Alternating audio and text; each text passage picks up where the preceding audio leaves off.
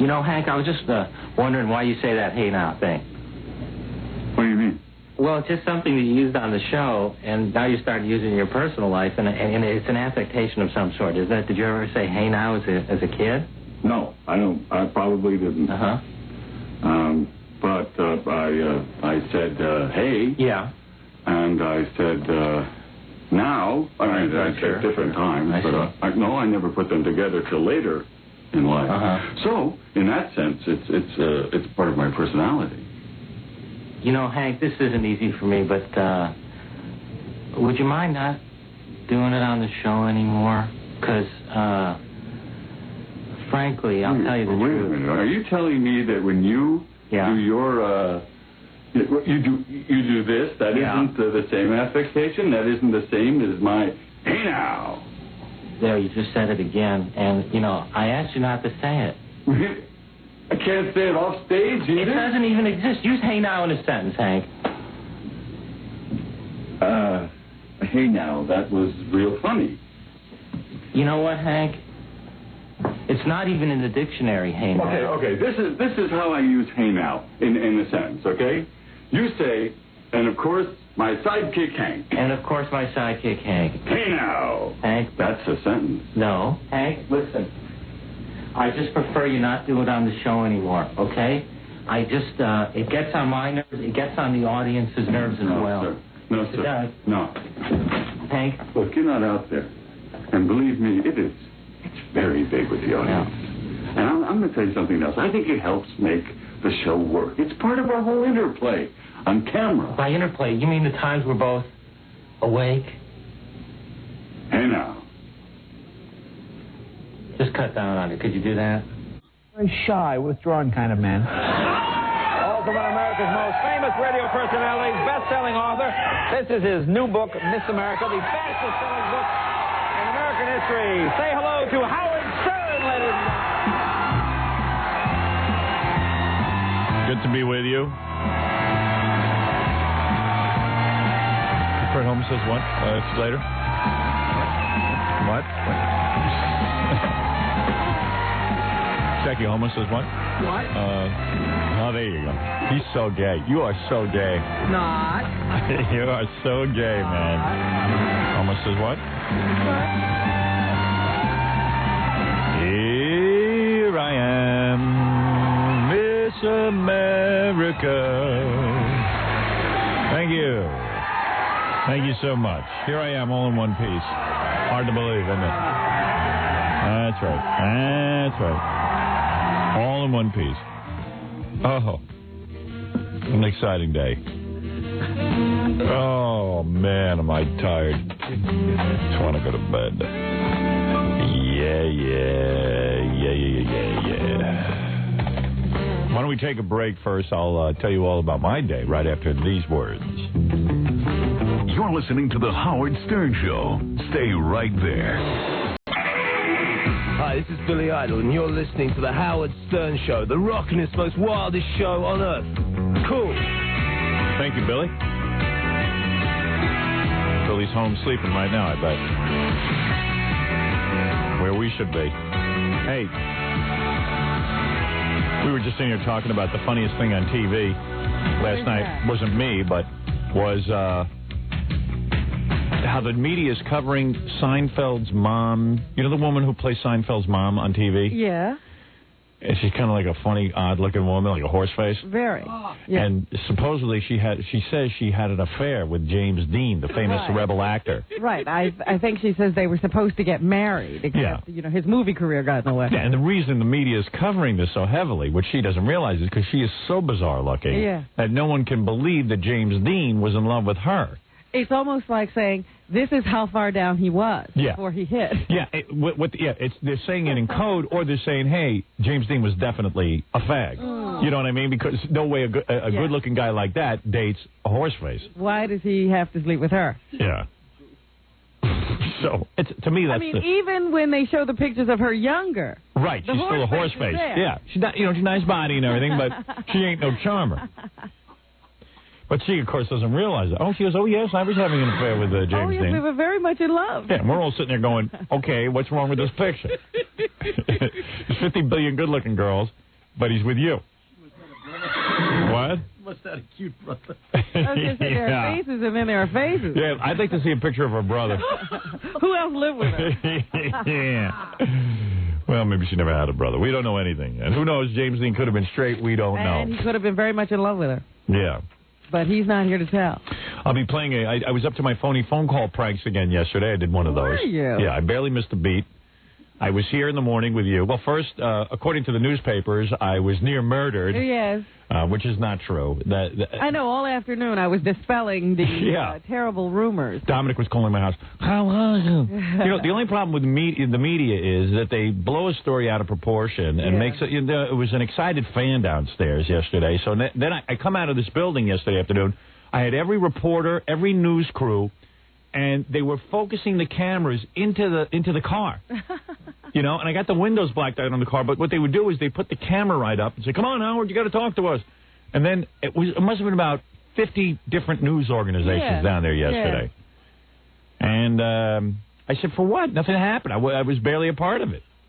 It was a guy who was excited. That's all. That's all that happened. I know. All yesterday afternoon. Is everything okay? Yeah. They had in the paper that some guy was, one guy was on the TV news saying that some guy was had a gun up to my head and was going to kill me. Yeah. You were almost kidnapped. So I had to sit down. I called my wife yesterday and just said, "Hey, don't worry," because I was in depositions all yesterday with this Evergreen case. Yeah. I was there till 5 o'clock. Right, you got court cases, but they have nothing to do with your life. No, I had a court case because I'm suing people who won't pay me. What? Did you see on, I don't know if it was Inside Edition, they were interviewing the guy that lived 3 doors down from the guy. Oh, really? Yeah, that's good. And he knew almost nothing, but they had him on for about a minute. Yeah, well, you know what it was? It was a really slow news day yesterday. It was just Madonna's baby. Well, yeah, there was not much in the news at all. Yeah, it was, So Madonna's with her personal trainer. She gets pregnant, and they were interviewing the personal trainer's mother about whether Madonna would be a good mother. This story gets better, though. This is another thing about the media. Get it right.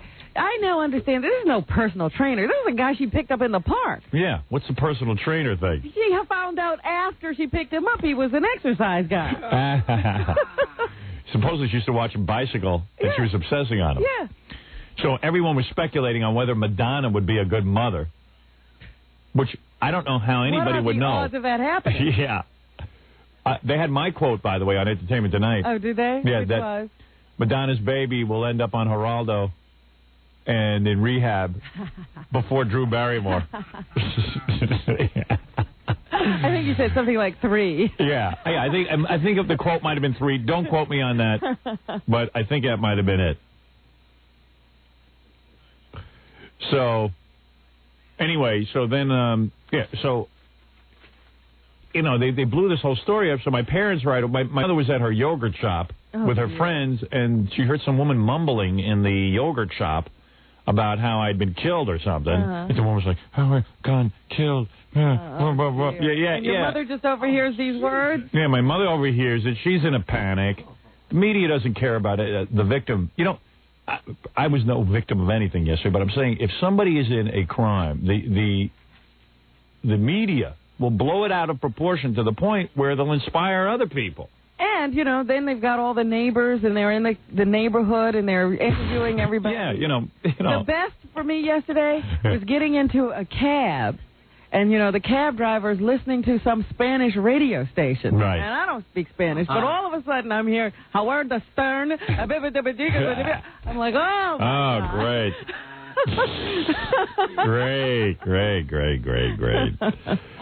So, that was weird. And I came home and I said, well, my kids hadn't heard anything, so I better sit them down and tell them, because I'm sure the next day in school someone's going to say something to them. Yeah. So I sat them down and I said, look, sometimes when you go to work, there's excited fans who are really into the show. I said, but nothing weird happened to me yesterday. But what happened is because the guy was a little high or something, they took him down to a police station. And as soon as they do that, they put on the police blotter. And then in the news, they go crazy. Right. So don't be nervous if your friends start telling you junk and stuff, which I thought was pretty good parenting on my part. I actually squashed any problems that might have come up. Well, how do you know? You don't know what their reaction to anything will be. I thought I might have nipped it in the bud. You hope. It was better than hiding my head in the sand. So The funny thing is, a crazed fan cut off 3 of Fred's fingers yesterday, and it was totally ignored by the press. Nobody reported it. And those were his last 3 fingers, because this has happened to him like 3 times already. He chewed a few more. Yeah. Not once has it made the news. Yeah. I don't understand it. And I have quotes up the ass. We don't get it. His neighbors are waiting to be interviewed. Fred stood in front of the building for an hour to be interviewed. There was a van outside. I knocked on the window. They wouldn't come out. They said, "Who is that?" And he said, "I'm Fred." They go, "Oh, all right." And they ignored He him. even showed him the fingers. They said, Right. "Say hi." They waved back. Yeah. Go see a doctor, man. You're in bad shape. So then I had to go. It was so funny. I'm basically suing a company who refused to pay me in Chicago. They fired me and refused to pay me. I had an ironclad contract. They refused to pay me. So you go into the deposition. It was a pay or play. Yeah, I don't really know. Right? I don't know too much, except what I know is that they owe me money. Yeah. So they deposed me from like 11 o'clock till 5 o'clock. Trying to break you down, obviously. Yeah, and I'm going back again today. Oh, no. Yeah, and how much more could you tell? I don't know anything. I said, I mean, I know some things. I've already told the guy everything. And you know what it is? The other lawyer, their lawyer, seems like a really reasonable, nice guy. Yeah. This guy Kip seems like a pretty nice guy and everything. And I'm sitting there and I'm going, there's no way that he likes being on their side. He doesn't want to do that. Well, I'm sure in his mind, I can't tell what's in his mind, but he seemed like such a decent fellow. I'm saying, gee, I wonder how many times he's gone to work for somebody and they stiffed him and he had to go after them. He must feel bad for me. Yeah. You know what I mean? I thought everyone in the room felt bad for me. Because anybody who works for a living knows what that's like. Yeah, I remember a friend of mine once having to go to court to get money out of somebody who was stiffing him, and the lawyer fought until the guy started stiffing him. Yeah, right. And then all of a sudden the case got settled. Well, they served us lunch, and I said, "Well, who's paying for this, Evergreen?" I go, "Let me tell you something. You better get paid in advance." I said, "They're not going to pay for this." You got to watch that moment when they just stop paying you. If they did it to me, they're going to do it to you. Yeah. I don't know. It was weird. So I was tied up till like 5 o'clock. But you got to just grin and bear it. If I'm going to do this, I got to see it through. And you got to go back again today? Yeah, today. Is that why the schedule was changed? We were supposed to be doing something today, I thought. Who, me and you? Yeah. We were? That's what I read on a schedule somewhere. Where'd you read the schedule? On Lotus Notes? No. Oh. Well, you'll tell me. It seems like it's something you want to whisper to my earphone? Oh, is that right? Yeah. No, not today. Tomorrow. Well, maybe. Then originally it was supposed to be Wednesday, I think. Oh, really? No. Yeah. No, today I'm tied up. But they've known about it for about a week and a half now, so I'm surprised you had the original thing was Wednesday 11 to 1:45. No. Somebody doesn't have that straight. Well, that screws me. Yeah. You got to rearrange your horseback riding. But check in there. I don't know what schedule you're supposed to be on. I see something on the schedule for me at 5 o'clock at my home. I'm like, what in the world is going on? Because maybe you have something without me going on. No, the original thing was with you. Oh, okay. And then all of a sudden it became 5 o'clock without you. With and without you. There you go. Yeah, well.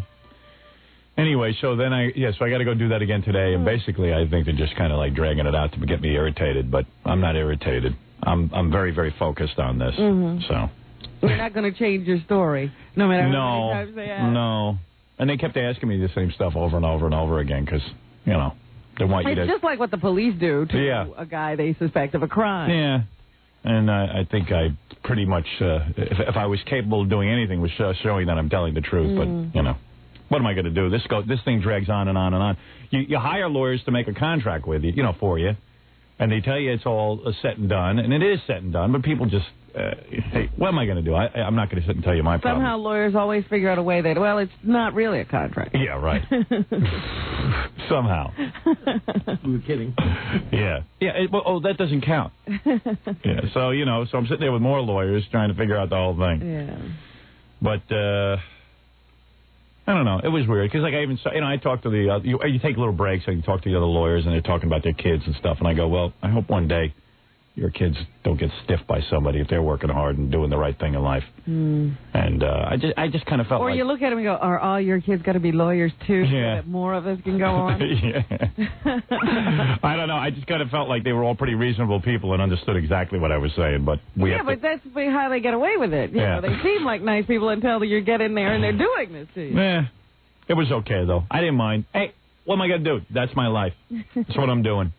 So, but what I was kind of anxious to do is get home and calm down the family about everything that was going on. Did you talk to your wife and everything? Yeah, I would call. Yeah, I called during the breaks and stuff and made sure she knew. And then my parents called her and the kids and all that kind of stuff. So it was like I just had to tell them it was no big deal. And what about the in-laws? Because this was now going out to I don't know, the whole world. I don't know if anyone got the in-laws. Let them worry a little. Wouldn't hurt them. Yeah, it's a good thing I got to my in-laws late at night because they were already dressed in black. They were about to have the party. Yeah. Iris, you're on the air. Oh, hello. Yeah. I'm such a fan, Howard, and a fan of Robin's. I'm a woman who is, for the last 10 years, I've been working with sexual trauma patients. Yes. And I have a little theory about Robin's high colonics. Here we go again. Well, first of all, everybody thinks I'm obsessed with high colonics. What would the level of it? What is obsession? Some guy wrote me a letter. He said that he was into high colonics for a while. The high colonics should only last a half hour. What they're doing for you for an hour and a half is way out of control. That's obsessive. So go ahead. But what is your theory? Wait a minute. Would you please tell me what is obsessive? You. Well, whatever you're doing. Whatever I do. Well, give us your theory quick on high colonics. Tell me what obsessive. If she'll let me speak, I'll give it to you. Yeah, well, she got a little defensive. That's also part of her trauma, I think. The way she yells at people, that's a kind of flashback. Sometimes when a person... Yeah, I know. In fact, what's his name? Gorilla came to me today. He says, he's mumbling something in the hall. And I said, Gorilla, what are you mumbling about? What are you mumbling about? I don't understand. I can't even hear what you're saying. He goes, what can I do to get Robin to dog to me? I said, what can you do to get Robin to talk to you? I don't know what you can do to get Robin. Why do you even care? Right. Why does he care? He evidently, you haven't been talking to him? I didn't even know this. He told me to shut my big fat mouth, and I have. That's all. I see. So what do you haven't talked to him for how long? Since he said that. He shut me up. Okay. Robin, I really am a fan. I love you. I think you're a very bright... You do. Oh, I really do. You're a bright woman. I've listened for 10 years. What is it, Baba Booey? You know, she hasn't spoken to Gorilla for 7 weeks. Right. It's a pretty long time considering they were good buddies before that. Well, she does have Ralph now. Well, I think Ralph replaced Gorilla. Ralph, is that right? Gorilla could have been at the Rainforest concert. No, Gorilla could have never been at the Rainforest concert. Hey, Gorilla, you snooze, you lose. Trauma patients have a great deal of difficulty with anger. I told him I don't want to be bothered with any of that nonsense. I don't know why he was bothering. He was the one who did it. I said from time to time it could happen. Robin will stop talking to you. No, I will never speak to him again. Really? He's done. You're amazing. You're an amazing woman. I got to tell you, you really know how to fight the power. Well, I don't appreciate somebody telling me to shut my big fat mouth. Really? No, I just don't. I see. So there's that's no reason to talk to me like that. Gorilla, there's your answer. And if you do, you don't talk to me. That's right.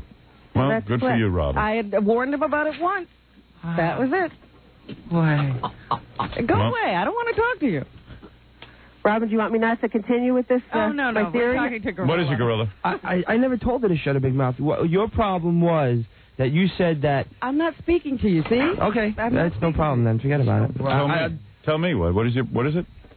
If I can recall... I'd like to hear the explanation. If I can recall... If I can recall... He sounds like he's being deposed. I'm trying to get the right... I'm trying. Oh, no, you were pissed that I said that you didn't... That I was goofing around and I said... No. You said that... Get the tape. It's on tape. It happened on the radio. No. This is what you said when we got off the radio. I do nothing for you. I've never done anything for you. Fine, and that's it. Then I guess I've never done anything. Then you'll never hear your name out of my mouth again. And that's what she said. But it was the matter of shut your big fat trap or mouth. I didn't. Then we'll get the tape then. But then I wrote a little note to apologize because obviously that day I was getting a little hot-headed because everything was coming down around me and I just lost it a little. And this is what I get. Like for 4 years of like devoted. You mess with fire. You're going to have to. 4 years of devoted service. The coward who could yell these awful words to me in person wrote a sniveling little note apologizing for God knows what. He doesn't even know why I was upset. Right. One little mistake he made. Screw you, Jackie. Jackie always takes the side of anybody, but Oh, please. Jackie, it's not your place to get involved. Sure it is. I haven't done anything to him. I complied with a request. What's the problem? What request? I don't even remember saying that.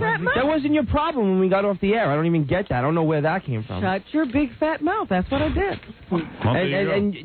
She's the first one to say, like, oh, it was on the radio. It was on the radio. So it was on the radio, Robin. You going to take that serious? Shut your big fat mouth. I did. She shut her mouth. You're cured. Okay. I shut my big fat mouth. I take orders very well. Yeah. That's no problem. I just, for someone who I've worked with for the past 4.5 years. You're still working with me. I know, but everything. I have never complained about you to anyone. What is the big deal? The big deal is that the fact that we see each other every day, and when you walk past me, you don't even look at me. So? Oh, so that's normal. That's fine. That's half the sales staff. You actually care? Of course I care. Why wouldn't I care? I don't know. It's not bothering you. What do you care? What do you care? I said to him this morning, what do you care? But how can I not care? It's like saying, why do you not care? talking to me. Well, the same he thing. Is talking to I'm you. talking to you. I know, but it's like the same thing. If anyone shouldn't be talking to you, it's me. All right, come on, go ahead. I don't have time for nonsense. I couldn't care who talks to each other. Just show up and do your job. You want me to go ahead? Who, you? Yeah. Well, you know what? You're just dragging it out. Take a quick breath and say what your problem is with hycolonics. Okay, I don't have a problem with it. I just have a theory. What's your theory? And my theory is on not knowing her personally, just her persona on the radio and the book and all that. People who have trauma disorders, who have been traumatized sexually, physically, or emotionally, will reenact that trauma in their life and have certain characteristics, and she seems to have those characteristics: conflicted relationships. And colonics is a part of that character? Yeah. Don't get defensive. Well, yeah. Are you not talking to her, too? I'm talking to Robin. Just listen to the doctor. I'm not a doctor. Yes, you are. I'm one of those. Our show, you're a doctor. You seem to be on the level of a doctor. I think I'm one of those Jewish yentas who became a therapist. All right, so another therapist. Well, can Robin book a session with you? I wouldn't be able to work with Robin because I feel too close to her after all these years personally. There's always a reason. Therapists, by the way, are the most screwed up people in the world. Yes. Well, they are. If you don't do your own therapy. How many people have you cured? Well, I worked for 10 Right, thank you. No. I have a friend who's a therapist. Robin, you went to therapy. She can't get along with her family. She can't relate. Her kids are a mess. Yeah. She can't relate. She couldn't relate to her own mother, her father. She's a complete mess. I can't relate to my mother, but my kids friend's now like a doctor or something. You know what I mean? Or whatever they call themselves. I don't know. My kids grew up listening to Howard and Robin, and they're not a mess. Okay. Hey, listen, I got to run. Thank you. Thank you for your theory. I have one more theory. One more theory. I think I know who the actress is who's playing Allison. Can I say? Collecting? Absolutely. You're absolutely right. Don't even know who that is. That's a good one. Right. Some woman is a knucklehead. And you have her theorizing. Right.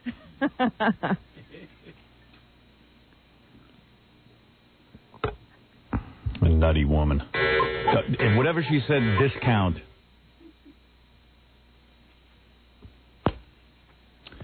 Hi, you're on the... Oh, I got to take a break. I screwed up. Oh, Howard, come on. I was talking about the giant woman last night. All right, can you sit through the commercial? Yeah, man. Okay, man, hold on. Giant woman. Giant woman. I forgot that was on TV last night. I did too. We ran the giant woman. All right, that's good. I'll talk about that with that gentleman right after these words. We'll return to the Howard Stern Show after these messages. The Honorable Henry T. Fleming should go right to jail. The son of a bitch is guilty. That man is guilty. Man there. That man is a slime. He is a slime. If he's allowed to go free, then something really wrong is going on. Mr. Franklin, you are out of order. You're out of order. You're out of order. The whole trial is out of order. They're out of order. Let's make a deal. Let's make a deal. Hey, Frank, you want to make a deal? I got an insane judge who likes to beat the shit out of women. What do you want to give me, Frank? 3 weeks probation? Never do what I think. You son of a bitch, you. You're supposed supposed to stand for something. You're supposed to protect people, but instead you f***ing murder the president. You killed McCullough. You killed him. Hold it. Hold it. I just completed my own... I'm actually that angry. I just don't have the energy. I'm sitting here wondering how he got up the energy to do that. Yeah. Come on, everybody. Let's dance. Look out. Robin, you have to dance topless. This is a cool song. What's this? This is something new? Scott didn't write it down on it for me. I'll find out. Way to go. Don't know what it is, but it sounded pretty good. Okay, we were talking to some guy about, as he put it, the giant woman. That's pretty funny. Yeah, I forgot that was on E last night. Yeah, we had to prove to everybody that she was a real woman. I'll guarantee you that's one of the highest rated E shows, right? Wasn't that cool? Dude? Yeah, what's up? What's going on, Howard? Oh, this isn't the guy. No, what's up? Hold on. This is the guy who wanted to talk. I left off somewhere and I can't remember where. Hi. The giant. Yeah, hey, the giant, yeah. Yeah, she sounded like a man or something, you know? Yeah. I'm 6'6" and weigh 285 pounds. Tell me you couldn't take your eyes off her, though. No. I had to put my food down. I was eating dinner last night to put the food down. But you can see that she's a woman, right? Because some people thought on the radio she was a guy. No, but if you look at her face, she looks like a man. Yeah, right. You're still questioning, are you? Yeah. Yeah, but she's a woman. You could tell that. Well, it looks like she couldn't fit in the studio. She couldn't. She was in a wheelchair. Yeah. But then she stood up at the end. Did you see that? Yeah, but I could hardly see Jackie. She cast a shadow on him. Yeah. Yeah, that's, you know what, man, that's a tough life. That's a big woman. Yeah, that is a big woman. But I bet you that's one of the highest rated because, like, you know, although Sandy, the world's tallest woman, says that she doesn't want to be treated as a freak, it's a bit of a freak show, and that's what we had on the show on E. I mean, it was pretty cool. I mean, it's kind of cool staring at the world's tallest woman. When there's not even two of you in the world, I guess that pretty much singles you out. She blows away Andre the Giant and Lurch, right? Yeah. Andre the Giant's dead, right? Yes. Yeah. Yeah, they both died. Yeah, they all usually died at an early age because they have giantism. And what's a bitch is... It causes problems with the rest of their organs and stuff. Yeah, you know what's the real bitch of that, though, and I think about her? What? I think about, like, how she was saying that they realize now that if it's somebody's she had a tumor on her pituitary gland. And the doctors now know... What to go look for. Yeah, they can remove it and give someone a normal life if they have that giantism. Yeah. They can even prevent you from being a dwarf now. You know that? Yeah. She's like one of the last people where the doctors didn't realize it in time. Didn't she have problems with her knee or something? What? Didn't she have problems with her knee? Yeah. That's why she's in the wheelchair. Yeah, she didn't have that problem. She could have been a wrestler. Yeah, well, she could have, you know, listen, man. She's been stared at and goofed on her whole life. Yeah, but you know, like at Fred. one time she was working in a regular office and stuff. Yeah, that must have been cool. Hello.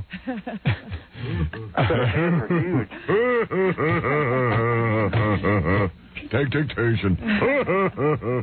Her hands were huge, weren't they? Yeah, big mitts. Man, big mitts. Did she shake your head? Yeah, she scared me when we were standing next to each other. I was afraid she could beat me up or something, like clobber me. What size shoe did they say she 22. Damn, I wear 14. Yeah, I got a 13, and those are big boats. Those are, huge. Yeah, it's pretty weird. All right, dude. All right, man. Thanks. Later. How much is what? How much is who? Hey. What's up? What can we do for you? Talk to Howard. Yeah, this is Howard. Oh, yeah, what's up, man? I just wanted to say that it's been my goal practically all this time I've been alive just to talk to you, see what's going on, you and Robin. This is your goal? Pretty much. All right, well, you achieved it. What is he going to do now? He's nothing, believe me. His goal to talk to us. That's pathetic. You can't set your goals that low. But he achieved them. What's wrong with setting goals you can achieve? Robin has often accused me of setting my goals too low in life because I said, since I was 5, I always looked at it like bragging. I said, since I was 5, I want to be on the radio. And Robin goes, gee, that's some goal. Any idiot could have, Murray the Cage achieved that. People walk out of everywhere. Cab drivers get on the radio. And I must confess, I now see it her way. That's one thing about me, man. I set my goals low. It's like that guy. One day I'm going to talk to you on the phone. Jesus, what kind of ambition is that? Hey, you're on the air. Good morning, Howard. This is Kathy Lee Gifford. Oh, it's Captain Jinx. Captain Jinx, ladies and gentlemen. Holmes says what? I know it by now, Howard. Hey, you never know. You can get somebody. I got somebody this morning with it. Yeah, of course. You know what? Last week, a woman asked me, what is Howard saying? Douchebag says what? He's been saying these things. Says what? Homo says what? And then I said, he's saying, homo says what? And she says, what does that mean? Oh, man. Tell her to call in.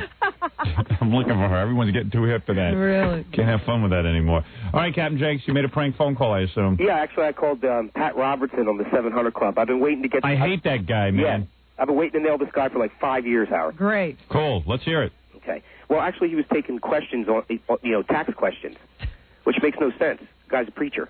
Okay. As opposed to just buying physical gold. Terry? This. Well, Tommy from Philadelphia, Pennsylvania is on the phone. Hello, Tommy. What's your question? Hello, good morning. Hello, Pat. God bless you in the 700 Club. You guys are doing a great job. Thank you. Actually, I'm thinking about buying a house in the future, and, my wife had a lot of financial problems in the past. And as a result of her cat dying, her cat Timmy died. He got hit by a car, and it drove her over the edge. She had to go see help for it and everything. But it boils down to, I'm thinking about buying a house, and she has a lot of bill problems as she let everything go in the past. And I was wondering, would the two of you make love in front of Howard Stern for me? Wait a minute, I am totally out of this one. I've missed this one. Terry, did you pick up what Tommy was saying?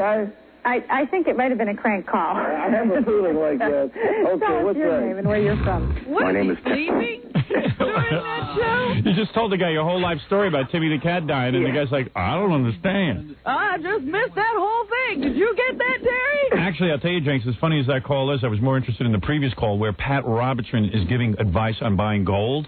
No, he's giving advice on taxes. Yeah, I mean, Makes no sense. Well, there's a guy who's basically figured out a great way to make tons of money. He's probably consumed with taxes.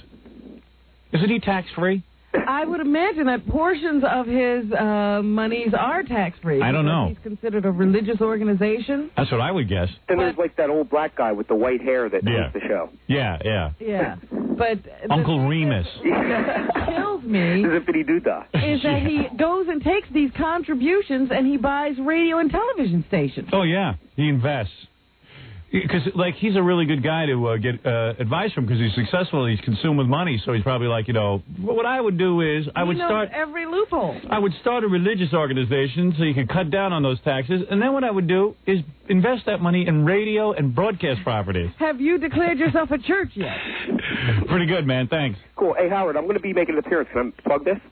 Yeah. Cool. By the way, Captain Jakes, I heard you're living with your parents again. Every now and then. I heard you're basically living with your parents again. Well, I'm staying over friends' houses and stuff. It's one of the hazards of the business. What happened? The business of making phony phone calls. Yeah, exactly.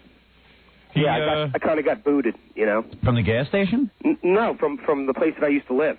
Oh. Why'd they boot you? Because you weren't paying your phone bills? Well, it's a collection of things, this type of life is like I'm always sitting in front of the television trying to make phony phone calls, and it gets out of hand after a while. Yeah. Got to pay the price for it. You mean they didn't like you sitting in front of the TV? I'm sure that was... I think it also is that he makes these phone calls constantly. Yeah. And he runs up huge bills. And then, of course, on his gas station salary, he can't even pay for these bills. Yeah, well, The guys have to float him alone and... Oh. Yeah, I think it got out of hand. Yeah, it got out of hand. Why don't you just tell us that instead of saying they don't like you sitting in front of the TV? Well, it's the... No, they want a guy who sits in front of the TV and pays his bills. Well, you know what? It's almost like when I see a program and a phone number flashes, I automatically pick up the phone and start calling. I don't even think about it.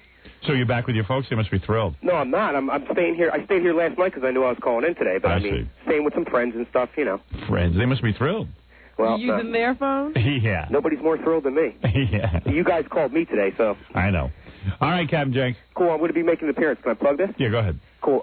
Tonight through Saturday night, Chantilly Lace will be at Tiffany's Cabaret, 12th and Race, and I'm going to be stopping by every night because she promised me she would make love to me. Who is Chantilly Lace? Oh, God, Howard. Stripper. She's from Pittsburgh. She's huge. She's very good. Thank you. What's that? Thank you. Pennsylvania with Donny Osmond. Hello. Yes, Donny. I'd like to ask you, with the comeback of the Partridge Family and all, what do you think of Howard Stern? You ever hear of him? Oh, Howard Stern, yeah, I don't really listen to him. I don't really know how to respond to the question. I'm sorry. Yeah. We continue to set a record of having so few people know who this person is. This is the all-time record. At least I'm not an ass kisser of Marlon Brando. You jackass. On the show once, but I haven't seen him in years. Yeah. Los Angeles, hello. How you doing, Donny? I was reintroduced to your career with the release of Soldier of Love back in '89, and I was wondering, relating to record sales, how much of a factor would it be if, say, a Howard Stern... People mention his name, by the way. The one problem that we have, and people do call in and mention the name Howard Stern, and Howard has the unfortunate problem of working in the same city as a disc jockey with Don Imus. It's very hard when you're in the same city with someone superior. Our guest is Donny Osmond. And wow, that hurt. Harry Hamlin, and we go to Boston. Hello. Howard Stern. Oh, man. Maybe I should change my name to Howard Stern. There's a bunch of sickies out there tonight having fun with us. But one wonders, how would you analyze why someone would call and pay to call a show to do that? Oh, I don't know. Attention. I mean, because I worked Vegas a lot when I was a little kid. I mean, we got hecklers all the time. And you learn to deal with it because I'll analyze it. I mean, to them, that's a perverted way. They do it to break your balls, you goose-eyed jerk. Yeah, there's one thing we could say. They ain't got company. Maybe. But what kind of company? Exactly. Bonding with Donny Osmond. That's funny. 3 in a row. Yeah. That must be some kind of record. Triple cast. I love it. Got to take a break here. We'll be back right after these words. More to come when the Howard Stern Show returns in a moment. A guide to good radio with the frighteningly untalented cousin Bruce Morrow. I just wish that they'd go to a little more irreverence and stop the bad taste. And I'm talking about the homosexual jokes, the countdown to a great talent's death. Liberace did that thing. He talks about me with payola. That's how I got my radio stations. He talks about certain parts of my body, which I cannot even say on the radio. What? That's funny. That's all right. That's going after guys like myself and you and people that are, reasonably famous. That's all right. But there's only one way to me that censorship should happen in this great country of ours. And I don't care what Stern says or anybody else. If they see these 2 fingers, turn them off. If you do not like it, turn them off. That's all that should happen. And that, if enough people turn them off, that's the end of it. And if enough people keep them on, well, God bless them. Let them keep on doing it. But nobody should complain. I don't want to hear some woman down in Arizona because her husband's a congressman having some legislation passed that I can't say what I want to say. I think that is very low class and very inappropriate. Heck with that. No, sir. Turn it off if you don't like it. That's the whole answer. This is the Howard Stern Show. Just the sound of his voice halts all entertainment. Cousin Bruce. You see these 2 fingers? Turn them off. How do you turn? Do you turn up? Oh, I guess like that he turns it on. Yeah, right. Okay, it is 2 fingers. See these 2 fingers? The thing that bothered me was that he said we did a countdown to Liberace's death. That's a good bit. We never brought it back. Let's get it back. Thanks for reminding us, Cousin Brucey. Jackie Penthouse Martling. You'll enjoy the very funny 2-hour video of his wild game Stump the Joke Man Martling. Only $15 plus $4. Shipping and handling. Spring special, buy 2, get 1 free. Call 1-800-323-KING. That's a funny name, Martling. Friday night, May 3rd at the Troy Savings Bank Music Hall in Troy, New York. For more information and Sergeant Pecker info, call 516-9. Troy Savings Bank Music Hall? Yeah, I think he's playing in a financial institution. Not named. Call 516-922-WINE. Yeah, you pay him, he'll go there. He don't care. It's a little weird. Jackie Martling. Did you look up your family tree or something, like to find out where all the Martlings were from? Yes. And what'd you find out? We came over in the 1600s from... We. They came over. His clan.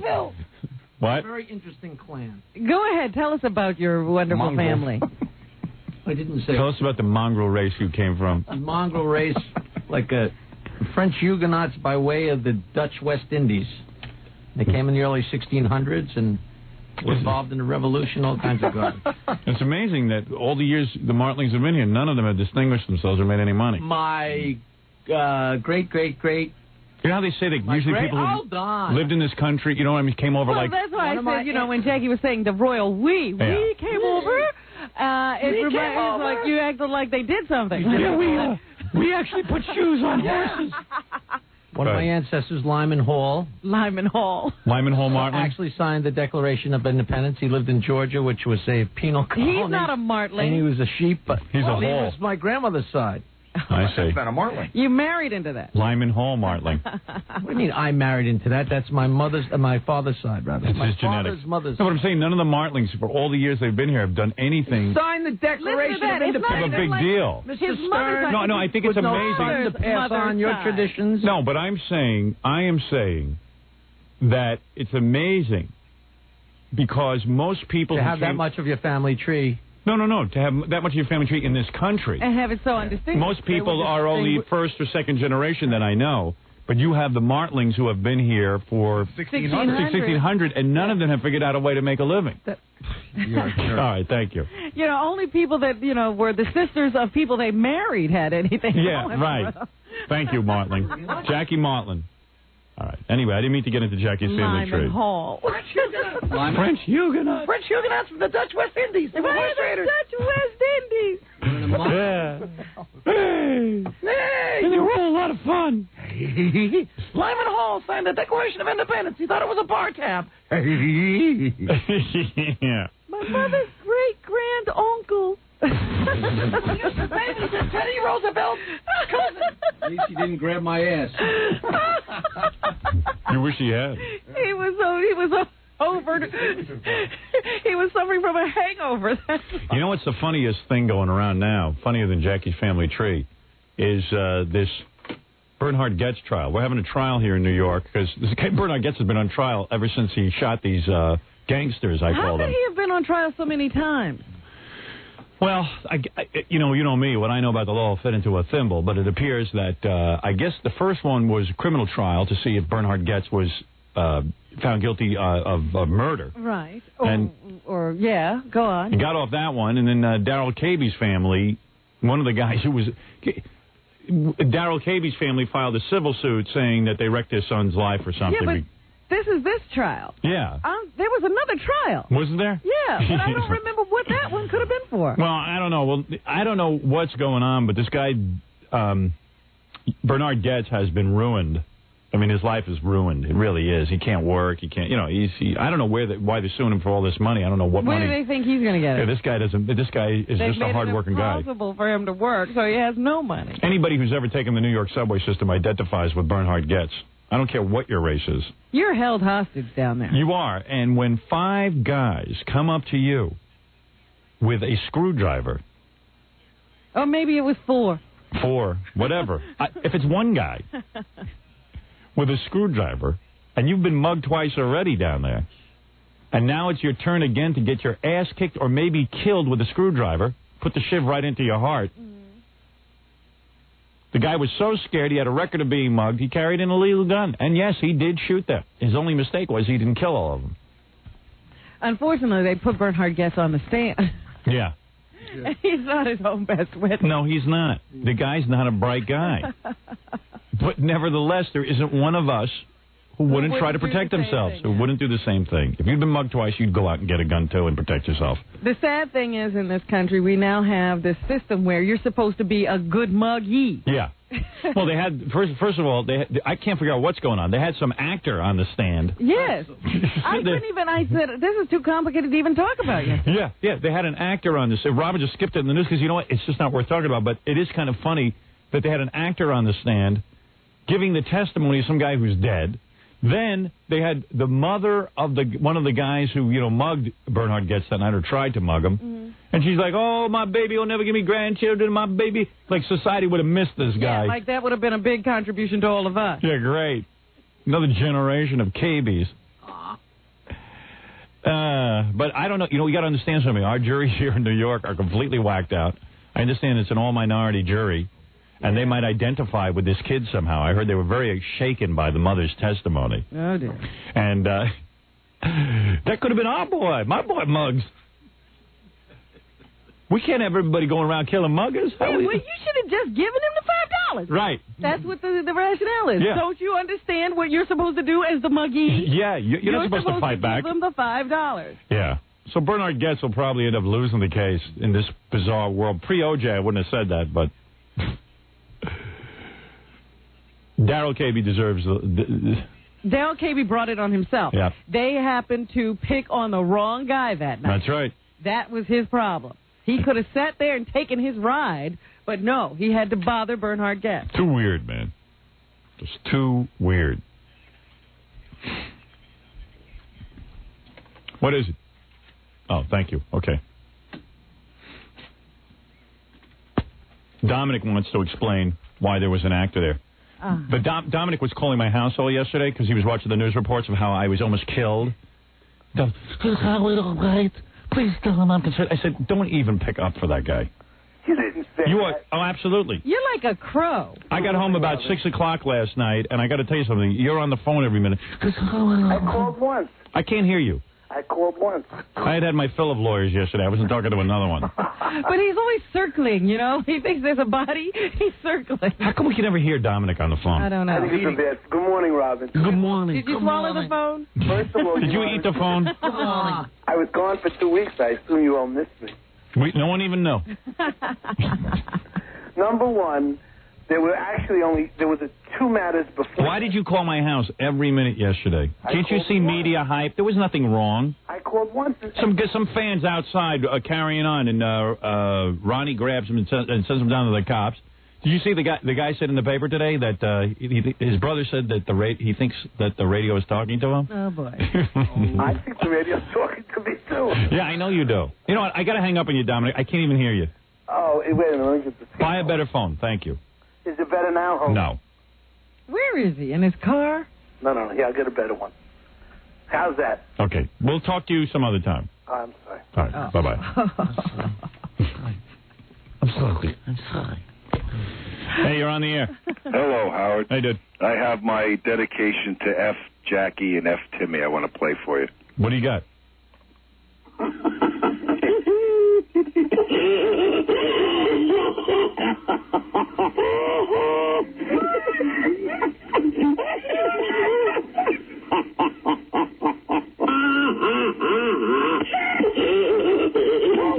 Compilation of Jackie laughs.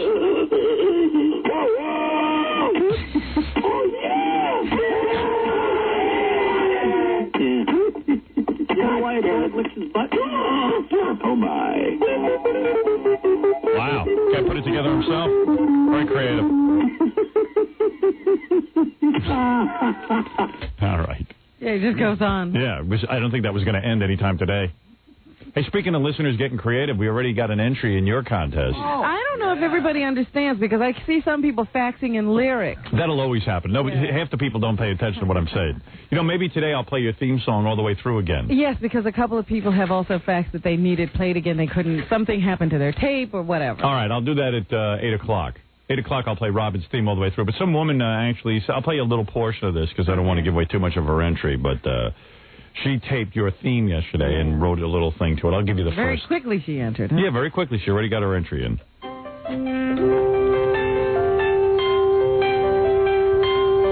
More Robin than Robin, the queen of clean intestines and big boobs. See? Just a little taste. Cute. Yeah, oh yeah. I like that. And it goes on. The queen of clean intestines and big boobs. So she's working on her own little theme, getting that together, and hoping to win the prize of the Kawasaki jet ski for 2. A double-seater, yeah. That's right, a double-seater, and brought to you by the good time guys at Kawasaki. Yeah, I love Kawasaki. Go over to your dealer today, get yourself a little Kawasaki. Kawasaki, baby. You're on the air. Gearing up for the big movie. I should be talking about that. That's I start shooting in, when do I start shooting? Less than 2 weeks? Yes. Yeah. Yes, as a matter of fact, you do. I begin testing makeup and hair. Yes, that's what I'm doing. I'm going before the cameras. Yeah. To be screen tested. I tell you something. Baba Booey read the script. I wanted him to read it. Uh-huh. He says, I thought I knew your life and everything. He says, it's the funniest thing I ever read in my life. It's just so great. Baba Booey, come in here and say it. I sound like I'm patting myself on the back. Baba Booey. I'll give a little credit to Ivan Reitman and Len Bloom. Well, he has his name on the script. Yeah. And then Betty Thomas should get some credit, but mostly You're living. when somebody loves something, it's all mine. And as soon as Gary told me he loved the script, I go, let me tell you something, Gary. That's why I spent 3 years in the making. You always have to give this dissertation. Yeah. And that's why I stood up to the whole movie industry. When they said that I was afraid to make a movie, I said, no, I'm holding out for a good script. And Jackie's over in the corner. Oh. Again. In the making. Can we just tape this and play it whenever you feel like ranting? I was just sitting and reading it last night after dinner, and I was cracking up. My wife's like, "What are you reading?" And I'm like, "Howard's script. It's really funny." Yeah. And, you know, some of the things in there I know because I know you for a long time. Yes. And they're still funny, just the way they're presented. There was an article that I was reading yesterday on the can. I got home, and I took such a healthy bowel movement. I'm very proud of you. Yeah, I tell you something, because I was holding it in all day during my deposition. Those are the best. You don't know. I drank tons of water during the deposition. Uh-huh. So, you know, I'm sitting there during this deposition. I'm drinking tons of water because I'm dieting. And everyone's eating and breaking for lunch and all this kind of stuff. And, I'm just drinking water. They're like, well, you have a lot of willpower. Yeah, it's very good. And then, congratulations. And all these guys might be around my age, but they all seem about 100 years older than me. Everybody's getting older than us. Yeah, I'm telling you. Everybody's becoming our parents. I feel like a little kid sitting there when they're interviewing me. They act like they have real jobs, and we goof off for a living. For all I know, I might have been older than some of them. Yeah. But I definitely seemed younger. In fact, that guy, the stockbroker who came down here to goof on Gary, seemed older than us. Yeah, I know. But it was kind of weird, you know? It was just kind of weird. I felt like I was a little kid again. Yeah. Well, actually, they all wear suits. Yeah, I guess they wore suits, and it was just their attitude. They have short hair. You know, they seem to know rules we don't know. And they got to play that whole game. Not one of those guys look like they know who the Stone Temple Pilots are. Right. Or anything like that. And if they do it, and they say they know the Stone Temple Pilots, like Tom, when he starts talking about the Stone Temple Pilots, you go, listen, dude. You cringe. Yeah, you want to vomit. So anyway, I'm sitting there drinking tons of water, so every break we get, I go, you'll have to excuse me, I have to go to the men's room. So all the lawyers follow me into the men's room because they have to go too. Yeah. So there's 2 urinals in a stall. I don't want these guys to see my penis. I mean, I've already detailed my life for them. They wanted to know my educational background. I'm like, and then if you guys want to dick me off more. So then they're in the bathroom with me. There's no escaping lawyers. Maybe they'll find evidence in my groin. So I'm in there, and I went into the stall. First time I put down some paper and sat down so they think I was making duty. Oh. So that they wouldn't think I was like a coward. Because they had the kind of urinals that are very low. And if you stand, and no wall in between. Yeah, no wall in between. Oh, yeah. I wasn't pulling out my 1 inch. So. Well, maybe they were testing you. You know how they try to catch you in any lie? Yeah. And if you'd come out and you weren't as small as you said you were. Aren't you, in fact, a liar? We saw what you have in your pants. Haven't you said you're under 1 inch? Do you really care what people think that you would line the bowl with paper? Well, I wanted to go through the charade because I figured it's the first time. What are the odds of them coming to me each time afterwards? Right. Each time afterwards they come in. So I just took a stall, even though there was like maybe an empty urinal. Uh-huh. And I'm sure they're goofing on me, but I don't care. I don't want to show them my penis. Is there an etiquette at the urinal where, like you go one away from each other? No, there were only 2 urinals there, and both of them were very low. So, like, if I stood up by the urinal, I would be above the urinal. I couldn't even press into it to hide my penis. All right, but what I'm saying is, like, if 2 guys go in and they just have to do number 1. Right. And there's only 2 urinals. Would one guy take a stall out of, respect? No. They would usually both walk out. No, a normal guy who doesn't have microphallus would stand next to the other guy, and they would, they'd rap and they'd have a bonding session while they urinated onto this white wall. I know Robin's question, though. Yeah, right. The question is, if there were 6 urinals, would guys go next to each other? The answer is no. Yeah, Gary would know the answer to that better than I would. You hardly do urinals. Because when there's 6 urinals, I'm hardly there. So that looks like 5 times the trouble. Have you ever gone to, what do they call it, a trow? I've seen those. And I've been in a circular one. When I traveled in the Midwest, when I was younger, you go in, there was a trow. Like you'd be in Is that just like a bucket? Yeah, it's a bathtub. And there's like spouts on the side that clean it, with water if you're lucky. And you stand there and a guy would be standing right across from you, you're supposed to pee into the bucket. Oh, and he's it's like, there. yeah, and I mean, if I had a normal size to me, I would not care. I'd be proud. You could look right across and see everything. So all the lawyers probably like, hey, look at Stern, he goes into the urinal. But I don't want to show him my penis. I don't want to. That's it. And I was going to say, I don't want to show it to you. Why should I have to show that to them? I wonder if the stars have a special etiquette where they all just go into stalls. Yeah, that's the other thing. Like all these lawyers and all the secretaries and everything were mulling around trying to get a look at me. And I'm like, hey, a lot of them were running into the bathroom. I don't want to show my penis, okay? Hey, if I had a nice size, I would. But if you stand up in a stall, your head is above. Oh, Robin, I have such a tortured life. But let me ask Wait a second. You haven't gotten to the point now where you sit down to urinate. No, I do. I stood there and did it. In the stall. Yeah. Because but they can see you. They see the top of my head. Yeah, I'm Big Bird. Way up above the top of the stall. Yeah. Oh boy. Jackie, would you have stood at a urinal like that? What? Like trough? Not a trough, but like the urinal. Side by side. Side by side, like I had to yesterday? Or would you have got... just 2 urinals, of course. Really? Oh, yeah. Because you have nothing to be proud of. You just lean in. Yeah, but Jesse... No, you can't lean in. Gary, you got a nice size here. No, You don't worry about it. You can't lean in on this. It was way below my waist. Like First of all, I'm not taller than you.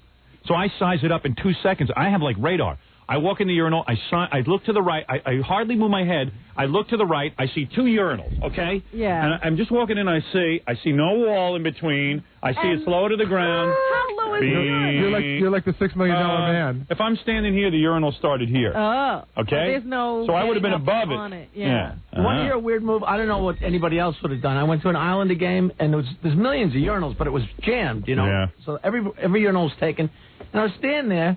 And I think the guy recognized me, and I'm standing there going to the bathroom. The guy got done right next to me, and he bent over and tied his shoe. Yeah. I'm telling you, his head was like this far away, and I'm sure he did it to look, but right. What would you do? You can't turn away because there's nowhere to go, you know? What did he just say? I don't know. I don't know either. I totally phased out. I was thinking about what I wanted to say next, so I didn't pay attention. What did he say, Robin? Something about a guy tying his shoe at the urinal. I don't know. Yeah. You're talking about... Gary, you know what he said? You know what I do, but it wasn't... You're talking about being paranoid at a urinal that somebody's going to look. What would you do if somebody... All right. Sorry, man. We all understood. Okay. That was a good story. God, you know how to drain the energy out of a room. Write it down. It's funnier. You know, because I went into a unisex bathroom the other day, and it had a urinal in it. And this is a completely unique experience for me. Yeah. And it had these 2 little cakes in it. That what are you talking about? Yeah. It smelled as you walked in. Yeah. Hey, I'll tell you something. So I just, I'm in a deposition, screw it. So I go back, and then I use the phone. But, when I was looking at that thing, I'm wondering how you would get close to it in order to hide yourself. Well, it depends on the height of the urinal. I can, push into it, and the little side of the urinal, you can block your genitals. Well, this one it had a thing that came out. Well, you saw one that I would not go to under any circumstances. Under any circumstances. That's what I was wondering. So how do you cozy up to this? There are times, very rare times, that I've been semi-aroused, and I've come across a urinal like the one you're talking about, and I will stand there proudly. Oh. So that I hope that someone will see and say, hey, Stern's pretty big. See, that's what happens. Now, so then I go back into this deposition, right? And I had a few minutes to call my wife. I call my wife. Now I've been up since 4 o'clock in the morning. It's like Chinese water torture. I'm in the middle of a deposition. I call my wife to see what's going on. Because after all, in the paper they had me murdered or something. So then I call her up. I go, how you doing? She goes, okay. I go, what's wrong? Oh, I'm laying in bed.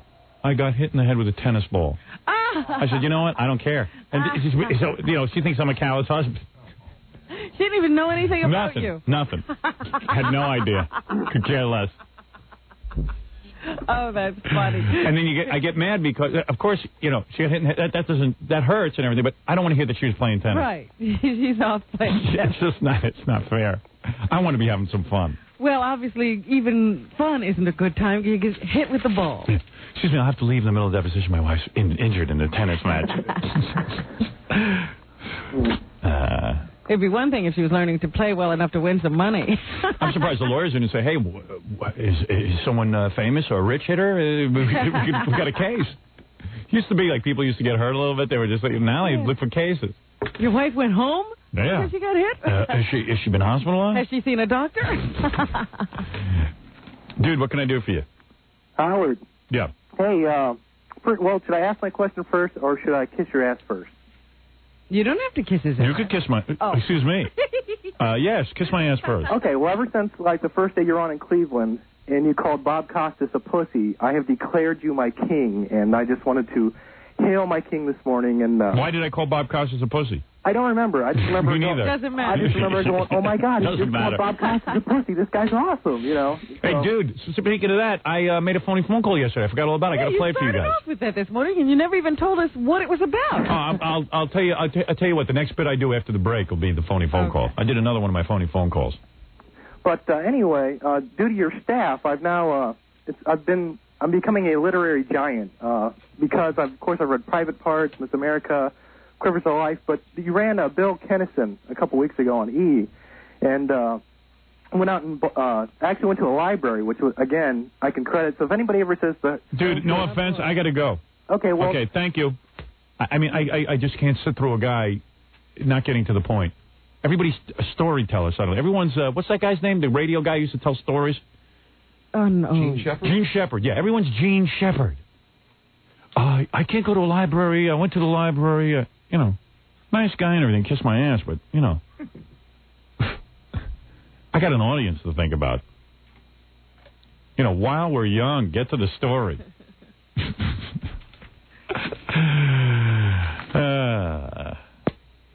Hey, Scott. Hey, how's it going? Good.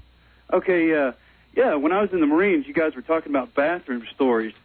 When you first get in there, you're really scared, and they make you go to these bathrooms where the stalls, you're like Piglet. Oh, yeah, there's no walls in between the toilets. No, nothing. Do you have urinals? Well, there's a big trough. Oh, you see, I could never be... That's See, the military. I would have had to gotten out on a deferment because I can't go to the bathroom in front of other men. Well, I remember when they were doing the inductions, you know, and they take you and they give you an examination. They just lined guys up. I know. And you'd have to drop your trousers and everything in front of a whole bunch of other guys. Yeah, not just the doctor. Yeah, you know, I want to say something. You know, there's only so much traumatization a man can take in his life. I want to speak out for all men who are undersized. You know, it's not fair. You could have the decency, guys serving in the Marine Corps, give him a wall so he can privately make duty. Why do you have to torture a guy? You know it would cost him nothing. Everything has to be in a group. In the Marines, they spend money on everything. An ashtray costs $15 million on a ship. You know what I mean? Well, now you can see why they can't afford a wall. Yeah, I mean, for God's sakes, give the guy a decency to make duty. What? Don't tell me that's part of the bonding experience. Do you even have doors on your stalls for that? Well, when there's a certain part where you do have walls, but then there's a certain part of your training when you don't, but there are never doors. Yeah. That way, your drill instructor can walk in at any time and know what's going on. Wow. It's really funny, because one time when we didn't have walls, this poor guy must have been constipated or something, and we're all sitting here reading our mail to each other about back home. It gets really weird. And this guy's sitting over here grunting, turning different shades of purple. Yeah, a guy should have a moment to do that. Yeah, but the weird thing about it is they don't give. And I don't mind a guy seeing me sitting on the bowl. I can deal with that. You could. It's standing up and showing my genitals I have a problem with. Oh, well, you could let somebody watch you. I'd rather do that than have him see me standing and getting a full frontal view of my genitalia. No, it's like, and the worst thing about just... Because at least I'm sitting down and it can be hidden. I'll look like a girl. The worst thing about standing up is that you only get to go so many times a day, and sometimes they hold that as a privilege from you. Yeah, well, I don't get that. And then they herd you into the bathroom, all 60 to 80 of you. It's like cattle. You're around these urinals or troughs, and you got to pull out your ween in front of a bunch of other guys and go on command. No let me wonder tell you they something. have a problem with gays in the building. Yeah, now I see why. See, I can sit on the bowl because I know how to pull my underpants up real quick, and you'll never see my weenie. Anything. Yeah, right. I can do it like this. I go like this. But what if you have to wipe and all that? Well, yeah, that I can do. I can do that without you seeing anything. I'm very discreet. But let me tell you something. I can pull up my underpants while I'm on the bowl and hide my genitals from you. I'm very good at it. That's a real talent. I'm teaching a class in that over at the new school, I believe. Any day now. How did you learn that? Yeah. Well, nobody looked at each other. It was just sort of kind of like, get your business done and get the hell out. Thanks for sharing. Hey, take care. All right. Hey, it's turning into like a whole comforting session. But how inhuman of the military to not allow you doors or walls. Hey, Scott, you're on the air. Hey, Howard. I just wanted to tell you real quick. I was in a fishing cabin up in Canada, and we went to this bar, just a small-town bar, and they had this trough, urinal around the base of the bar. You didn't have to get up to go to the bathroom. You just sat there. You pee right at the bar? Yeah. Cool. Where is this? How can I do that? You mean, are there girls at the bar? Well, no, it's a lot of old... a lot of lumberjacks. No, it's mostly Indians, and it's a bar from like the 1800s. It's mostly... But I mean, you're sitting there next to this, 200-pound Indian guy next to you, and it's splashing up on your leg. And Really? Man. Yeah, that's... No kidding. You mean you could sit at your bar stool and urinate? And you don't have to get up and miss drinks. You just sat you there all day. You could have your beer, you could drink a beer and go. Yeah, although the smell must be kind of weird in the bar, and the drinking, you might lose your appetite for drinking. Well, no, there's water going through it the whole time. Oh, okay. It just keeps that's washing fine. it down. No kidding. Hey, you got to guess the name of that bar. We want to go and shoot that with the Jackie e-camera. wants to go. It's like 9 hours north, up in Canada, way up. Yeah, I don't think that's allowed in the United States. I think there's laws against it. We have laws against it. Yeah. That's cool, though. Well, I once went to a diner where they had actual holes in the seats so you can actually move your bowels during, like, a big buffet. Like if you had, like, that bottomless cup and stuff. Right, yes. Everything was bottomless. So you could evacuate during the meal. And then you wouldn't have to miss anything. But there was people in there that have been there they go in at 8. I know I have fear of getting up to get something, to go to the bathroom, fear that someone will steal something off my plate, so I need to go to those kind of restaurants so I can evacuate in front of my food and keep an eye on it. All right, dude, thanks. Uh-huh. All right. Enough with the bathroom story. All right, that's great. You didn't want to know in Canada that there's a bar you can go to and urinate? See, if I had normal-sized genitals, I'd go to that bar. I'd be happy. I'd enjoy it. I'd love to be a man. I'm just caught between being a man in a woman's body. There's something about guys wanting to just go anywhere that bothers me. It's guys who are proud of their genitals.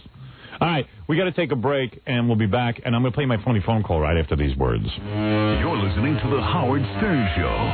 More after this. 97 Eagle. The Howard Stern Show. Good evening, ladies and gentlemen. This is your announcer, Quentin the Stutterer. That's Quentin the Stutterer. Welcome to Howard Stern's Gnagel J and Under Party. Starring Howard Stern.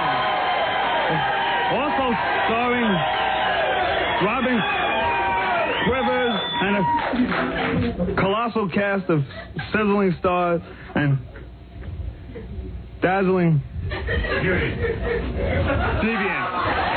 Yeah. Here live. But enough from me, Quentin the Stutterer. Ladies and gentlemen, ladies and germs, welcome the hot, horny, big and bulging, male and meaty, large and lusty Howard Stern. Yeah. Nice intro, huh? It's not often you get introduced like that. Thank you, Quentin the Stutterer. All right, so here's what happened. I get a letter from a guy who says that he wants to put me in the CD-ROM business. Okay? I get about 100 letters like this a day. Yeah. Everyone's going to put me into business. Going to make me a fortune. I'm reading this thing, and he goes, we can make any kind of CD-ROM you want. So I figured I'd call him up and give him, tell him I'm really interested in being in the CD-ROM business. Because in his letter, he said he already called my agent, Don Buchwald, and Don didn't even, had blown him off. Had blown him off, and it's not right. We can make a lot of money. How much money were you talking here? Well, we'll get into the phone call, but I said to him, look, I've got way out ideas. All right? Okay. So I wanted to see how far he'd go before he'd tell me I was a complete jackass. All right. And did he ever? Let's find out. Does he know he got a phony phone call? Oh, yeah. I had to tell him at the end and, ask him if it was okay to play. Here we go.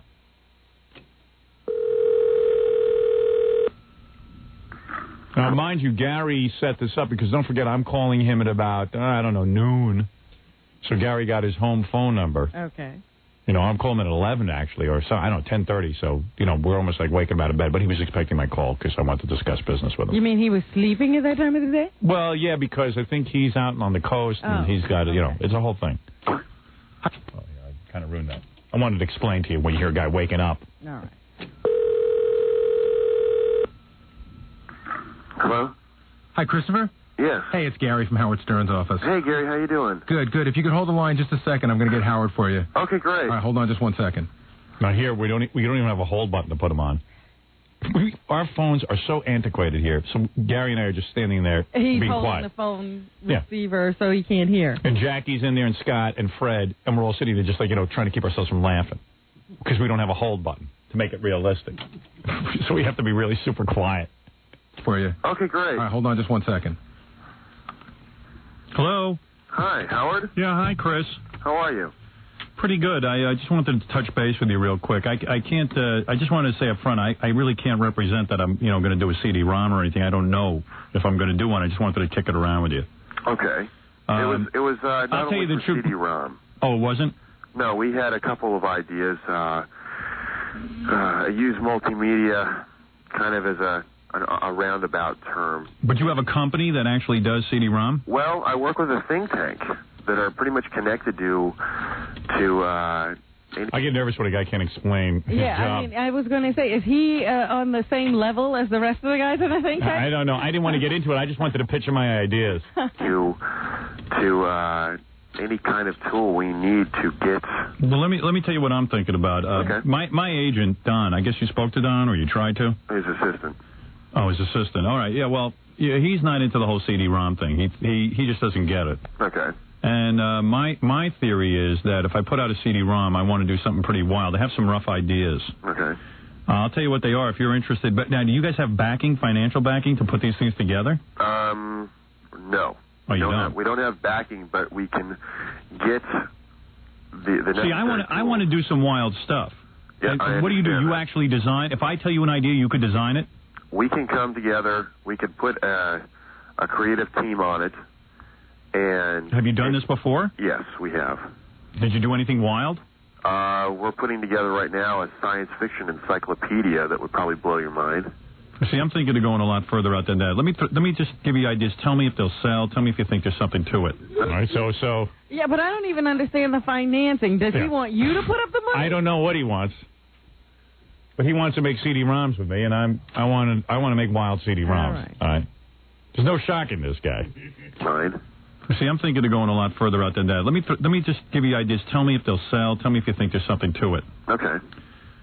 You can be honest. All right, this is going to sound weird, but you know me. I'm not going to do something half-assed. Are we on the air right now? No. Okay. I didn't know. I'm sorry. All right, this one's called, all right, I got about 5 ideas. Okay. I was thinking of something called Mash the Mexicans. Okay. And it would be characters like a regular CD-ROM game like my kids play, except like with my sort of edge. You go like you see a Mexican section of town, and you can choose your weapon, like a baseball bat, like you know what I mean, like a kitchen knife, a billy club, or something like that. And then you pick one, and then you go along, and there's Spanish music behind you and all this stuff, and then there's a piñata at the top of each screen, and the better job you do is smashing like the Mexicans' heads and kneecaps, the more money that drops out of the piñata. Like something really wild to take advantage of this whole Mexican thing that's going on out in Los Angeles. I figure the guy's going to say, look, this is completely outrageous. I have no way I'm doing this. Unfortunately, you had who? Goebbels on the phone? I don't know. I'm trying to shock the guy. That's a wrong idea. That's an idea that you stand up and say, I'm not going to do. He's like, hold on there. I heard you be intending to make those. He was counting the money, Howard. And I market it toward the, Californians in the West Coast, because they're concerned about immigration. All right, if we were playing a game show, I'd turn to you now and say, is the guy going to hang up the phone or go along with it? What is your guess? I say he's going to go along. All right. That's what I'm that's a rough idea. I don't know. See, I think that's really funny. I think you could put that on as a screen. Right. As part of a big game. I think we're think tanking now. Oh, boy. You could. Oh, you could definitely do that. I mean, what if we use characters from the show? Like, what if I did like a Robin Quivers game, and you go through the typical sort of jam-packed day with Robin, you know? You can do everyone in the show. Yeah, but listen to this though. Is this too wild? Is what I'm saying. So you're with Robin, she's on the air. Then you go and you see her getting a high colonic, and with the crap flying out and everything. You can do everyone on the show anything you want on a computer, Howard. Then she goes horseback riding, right? Yep. And she gets the seaweed wrap. She does the yoga. She gets in the ass by a stranger. You know what I mean? She has a nightmare about her father fingering her. These are just stations around the board. Yeah, right. Yeah. Now, listen to this. This is a game, a CD-ROM game where you get sexually abused. We see your high colonic. Everything that comes out of you. You're bent over a sink. All right? Now, this is where a guy says, what does he say? He says we can do everyone on the show. Yeah, that's it. Imagine Jackie's CD-ROM. Ooh, what a piece of trash this is going to be. Yeah, right. What do you want to do? I mean, the way I look at it really? Because I thought you'd tell me I was out of my mind. No, I mean, it's you, though. You got to understand, I figured we were going to come up with some pretty wild stuff, and I was going to hear some wild stuff, because I know it's you. That's why I called you. Did Gary tell you my idea about Duty Pac-Man? No. Listen to this. Okay. You know Pac-Man? Yep. All right. So the object is to gobble up as much fecal matter that's in the New York Harbor and make it environmentally safe again. Oh, my God. All right. Now I think he's going to say, listen, man, you're out of line. You can't sell this kind of stuff. But here we go. Cool. We want to do that. Then we want to do retard road race. Yeah. All right. It's one car. It doesn't move very fast. It doesn't compete against any other cars. You just drive it around the track once and you win. And it makes the little dopes feel like they actually retarded people play it. So it's just an easy game. Yeah, and like I go on the air and just say, hey, for parents of retards, you want to get your kid into the computer, play retard road race. See, that's really funny. I mean, that's good stuff. Yeah. Oh, boy. I'd like to meet the other guys in the think tank. So now I'm desperate because I want to take them off. That's really funny. So I keep going and going and going. Wait a minute, you say we can get on the air and tell people with retarded children they can get this retard game. Right. That's really funny. Yeah. Oh, God. Well, I'm trying. I'm trying to piss them off. I can't. You know what it is? I don't know what you can say. A lot of times when you get famous, people will go along with any idea. You say. Yeah. I realized that. Because when I used to say dopey stuff like this, my father used to put my head through the window. Right. He'd have already slammed your head against the wall. So now at this point, I'm panicking because I'm still trying to think of, like, weird stuff to shock them with. You can make one game, one CD-ROM that has all these games on it. I go right to jail. Now, what about... like different levels. Now, is there like a... do you have to get these things like... are some of them... Could they be deemed like too dirty or something? Because I was... Yeah, because you're running out of markets now. Well, you're also... Yeah, I mean, it's ridiculous. If you've got that on it, maybe it's not going to sell. But I don't think I can phase this guy. Well, I mean, I don't know if we could use Pam... But just because of her, I mean, we'd probably have to get her permission. That's what you guys. No offense to you, I might need a bigger company because you can't get Pamela Anderson. I want her vagina. Well, it's not that we couldn't get Pamela Anderson. It's just I don't know if she would do that with any company. For the right money, I'm sure she'd do anything. Who knows? So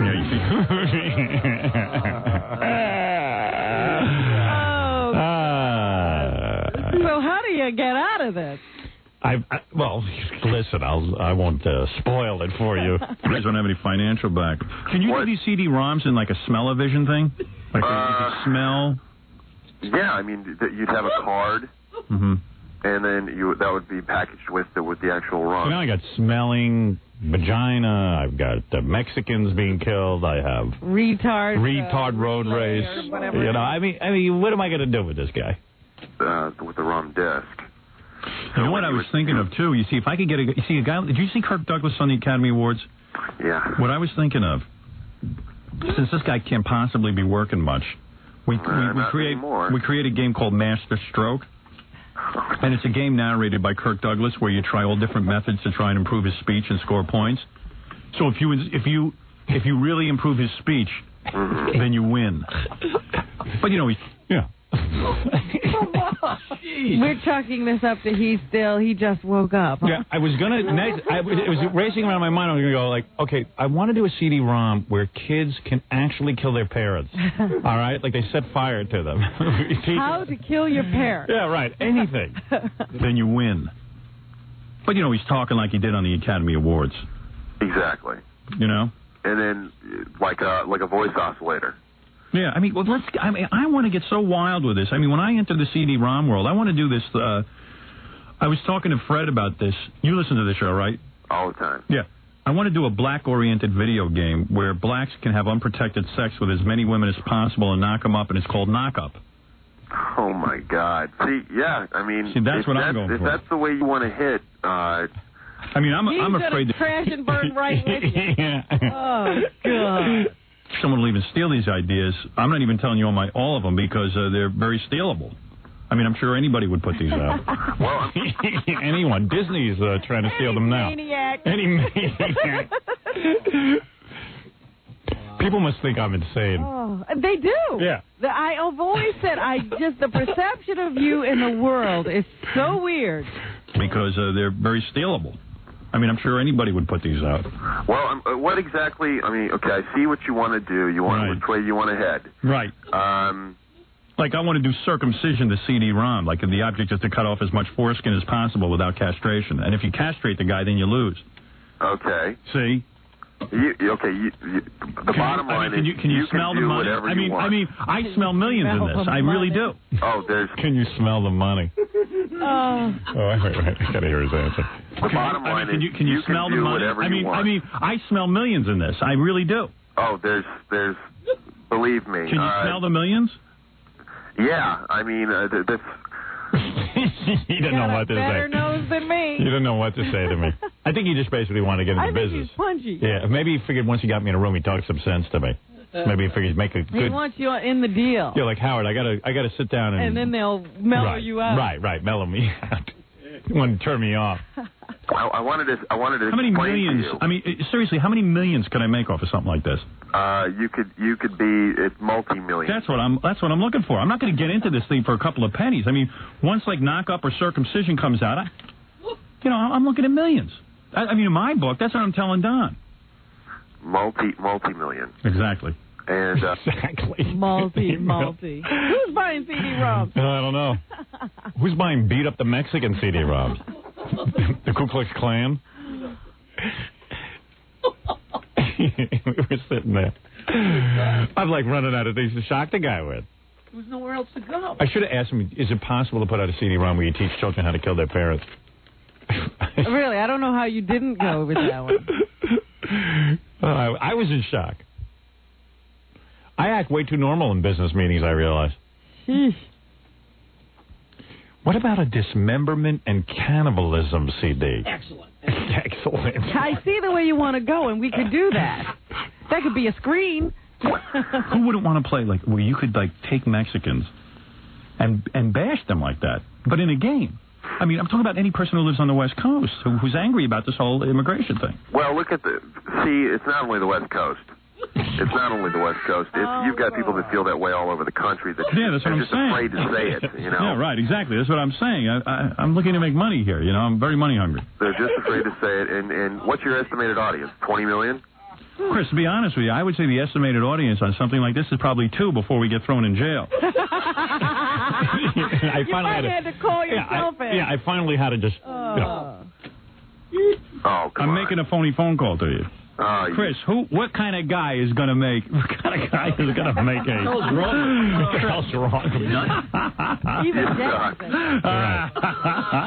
Even Jackie knows this is nutty. Who makes CD-ROMs in his basement? Chris, you're ready to go along with anything. Be a janitor. Chris. Dude, you could easily do that stuff, though. I said we got to call this guy Chris and make a phony phone. Well, then I explained it to him. Chris was actually a pretty good sport because he sent me... He allowed you to play that. Yeah, and he sent me a note this morning saying he had a lot of fun. But he'll do anything. He's a dangerous man. Go arrest him. I said to Chris, so he sent me a note. He said, listen, when you're ready to do CD-ROM, you can see I'm the guy to do it. Anyway, that's Chris. And that's my phony phone call for the morning. Thought you'd enjoy it. Oh, my goodness. It's frightening what people will do. We'll be back after these words. We'll be back with the Howard Stern Show. Don't go away. On the Eagle. The Howard Stern Show. We close our broadcasting day as usual with That Lamp Unto My Feet. Tonight's inspirational message will be delivered by the Reverend Otto A. Brown. In these troubled times, when problems like political corruption, unemployment, mental illness, racial strife, and the breakup of the family seem to be ever on the increase, when one war is no sooner ended than another begins in some other part of the globe, when sometimes we get up in the morning and feel that we look out on a sea of hate which threatens to engulf everything worth saving in this tired old world of ours, in times like these, it is more important than ever that we prepare a place in our hearts where the peace and loving kindness of our Savior can enter in. Love thy neighbor, Jesus said. And we know that he meant by that not just the fellow who lives literally next door to you, but all our neighbors all around the world, whether they're black, white, or yellow, rich or poor, male or female, old or young, long hair or short hair. For how are we going to achieve the happiness and prosperity we're all striving for if we turn against one another with hate instead of love in our hearts? If we are going to preserve any hope for lasting peace in the world, we must learn to live in harmony with all races, colors, and creeds, whether Catholic, Protestant, Baptist, Communist, Atheist, Hindu, all except the Jews. Because, let's face it, the Jews killed Christ. They killed him just the same as if they had murdered him, and we can never forgive them for it. And now, thanking you for listening, this is the Reverend Ottaway Brown saying, God bless you, and good night. Thank you, Reverend. Is that real? Oh, of course. You know Ottaway Brown. Like you're not a follower of that church. Jackie goes to that church. Huguenot priest. He's a what? He's a Huguenot priest. What is a French Huguenot? Jackie says he's descended from French Huguenots. I don't even know. What is it? I don't even know. You don't know? How could you say you didn't look into it? It's foggy. It's a long time ago. What is a French Huguenot? Do you know? No, I know there is such a thing. Yeah, but I've I heard don't of it know too. what it is. Yeah, nobody does. Jackie's proud to be one. She's bragging about it. He doesn't even know what it is. Descended from French Huguenots via the Dutch West Indies. You know what it is? It's Smelly James. They split off, right? Talking to a microphone, Smelly James. The Huguenots were French and Dutch people who migrated over here from... the Huguenots? Yeah, they were Protestants. They protested the Catholic onslaught that came through France or something, and they ran. The onslaught. And a splinter group. Yeah, and I lived with an old guy he's like 90 years old once up in... It's Smelly James, everybody. Yeah. He's going to go do a whole monologue on the French Huguenots. No, but I lived with him, man. It's like the oldest... You lived with a Huguenot? Yeah, he's like 90 years old. Were you guys intimate? No. Almost? I was taking care of him. Mrs. what? His name was Jesse Dubois. I see. He's like one of the oldest, Oh, okay. In New Paltz. Homo says what? All right, listen, I got to go. It's a whole Thank village. you. All right. You took care of him. This is funnier than yesterday. We don't want to get into your whole life. We just want to know what a French Huguenot was. Thank you. Homo you did says good. what? Smelly James. Ladies and Now gentlemen. Jackie knows what he is. Yep. He's the guy who ran away. 90-year-old guy who lived with James. Yeah. She descended from a 90-year-old guy. Probably your relative. Huguenot. Huguenot.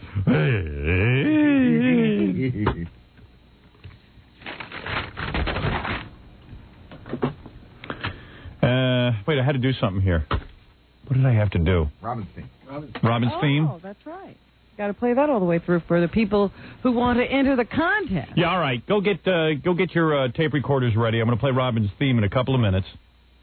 And if you put some lyrics to it, you can win a new 2-passenger Kawasaki Super Sport jet ski, compliments of the Good Times Company, Kawasaki. Stop by and see all the new jet skis at your local Kawasaki dealer. How big are they going to make those jet skis? Pretty soon they'll be like buses. Yeah. They got a triple-seater. Yeah? Yeah. Hello? I don't have one, but... Hello? Yeah, hey. Yeah. What can we do for you? I'm just killing time with you so we get everyone with their tape recorders ready. Go ahead.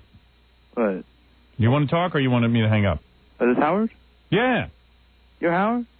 Oh, boy. Yeah. You're Howard? Oh, yeah. I want to know if you're going to have a big teeth contest, because I got bigger teeth than Gary, man. You want to have a teeth contest with Gary? Somebody. All right, so why don't you come down so we can look at you, all right? I'm in Philly, though. So come down. Up. Well, how am I supposed to have a contest with you? Oh, yeah, right. Come up. Excuse me. I'm sorry, Howard. All right, man. Tomorrow?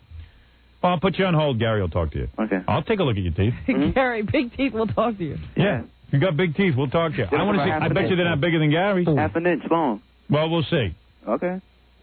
I'll take a look at that. Why not? Half an inch long. I think Gary's are longer than that. That's right. Just giving you some time to go get your tape recorders in order. What? Yeah, hi. You're on the air. Yeah, John. No, I'm not. You're on the air. I'm not. All right. We won't argue. All right, John. Thanks for the call. Bye-bye. This is Gene. Hello, Howard. Yes. You tell that bimbo bitch Robin. Uh-oh. I am sick of her. What do you mean? Why are you being so negative toward Robin? She is so full of herself. Robin, are you full of yourself? I'm telling you. Why? Oh, yeah, excuse me. She probably had a high colonic yesterday. She's not full anymore. Are you full of yourself? What time did you go to bed last night? I see you yawning over there, Robin. To disrespect you, but she has to go. Oh. My name is Robin. I'm perfect. This is terrible. She makes fun of everybody on that show. Yes. She is, you could have anybody off the street set and do her job. Really? Anybody. Well, I would take umbrage with that statement. She sits there and making fun of Jackie. Give me a break. You don't like when we make fun of Jackie? Wonderful. You mean I can make fun of Jackie, but Robin can't? I can't. That's right. Well, you're God. You're sexist. You're God. Okay? I'm not God. She ain't nothing. Well, that's not nicely to say to my She laughs Robin. at anything. And then yesterday. Anything. She's laughing at me. The same thing you're laughing at, you dummy. Yeah. I'm not a dummy. You are Thank very stupid. much. You sound really and yesterday stupid. she was making fun of people living in a trailer park. I live in a trailer park. Well, we're making fun of you then. No, wait a minute. I did not make fun of people who lived in a trailer park. We made fun of people who lived in a trailer park. Well, it was funny what I was doing. Your part wasn't funny. All right, fine. And she's always late getting into that room. Always late getting into that room. What in the world is she Well, doing I gotta say you're right about. That's true. And her acting the other night, I turned that thing off after the first little You don't even like me. Why would you watch my acting? Your acting. You had to turn off the acting? You mean she was on the screen for 70 seconds, and in the 70 seconds you turned it off? You're right. You want to be me.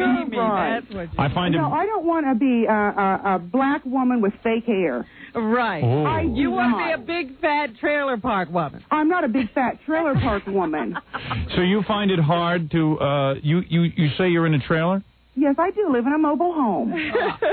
No kidding. Do you hook up to the water and the electric? Yes, Howard. I find it hard to believe that a woman of your intelligence lives in a trailer. What? Oh, please. I don't make a lot of money. Now, what about your husband? Does he make any money? He makes halfway decent money, but not a lot. Now, how much does he make? $12 an hour. All right, so how much does he bring home a week? Well, figure it out. I can't figure it out. I don't know how many hours he works. It depends what hours. If he works 300 hours a week, he's a millionaire. Oh, please. I mean, if he works 300 hours a day, he's a millionaire. Nobody works that much. All right, Except Robin. Robin's perfect. All right, and so why did you make fun of Jackie? Oh, she's a Jackie fan. We finally found one. There's Jackie fan. Jackie is wonderful. And then Fred, okay? Fred sits back there. When you guys make fun of Fred, right? Okay, he gets so defensive. And then here's his wife out screwing anybody she can at any kind of acting job she can get. And Jackie sits there with dignity. Jackie sits there with dignity and just takes Jackie has dignity? He sits there and he takes it. All right.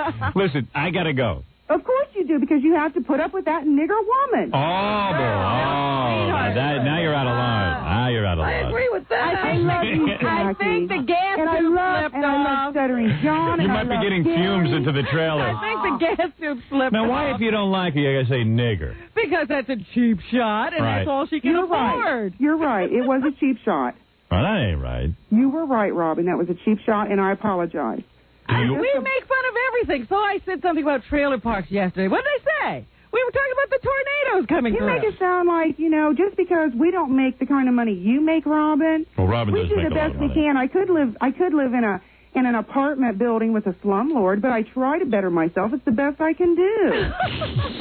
I love trailer parks. Okay? Honey, let me I'll tell you never something. make fun of them again. I will. I can't believe you called me honey. That is great. Oh, really? Yeah.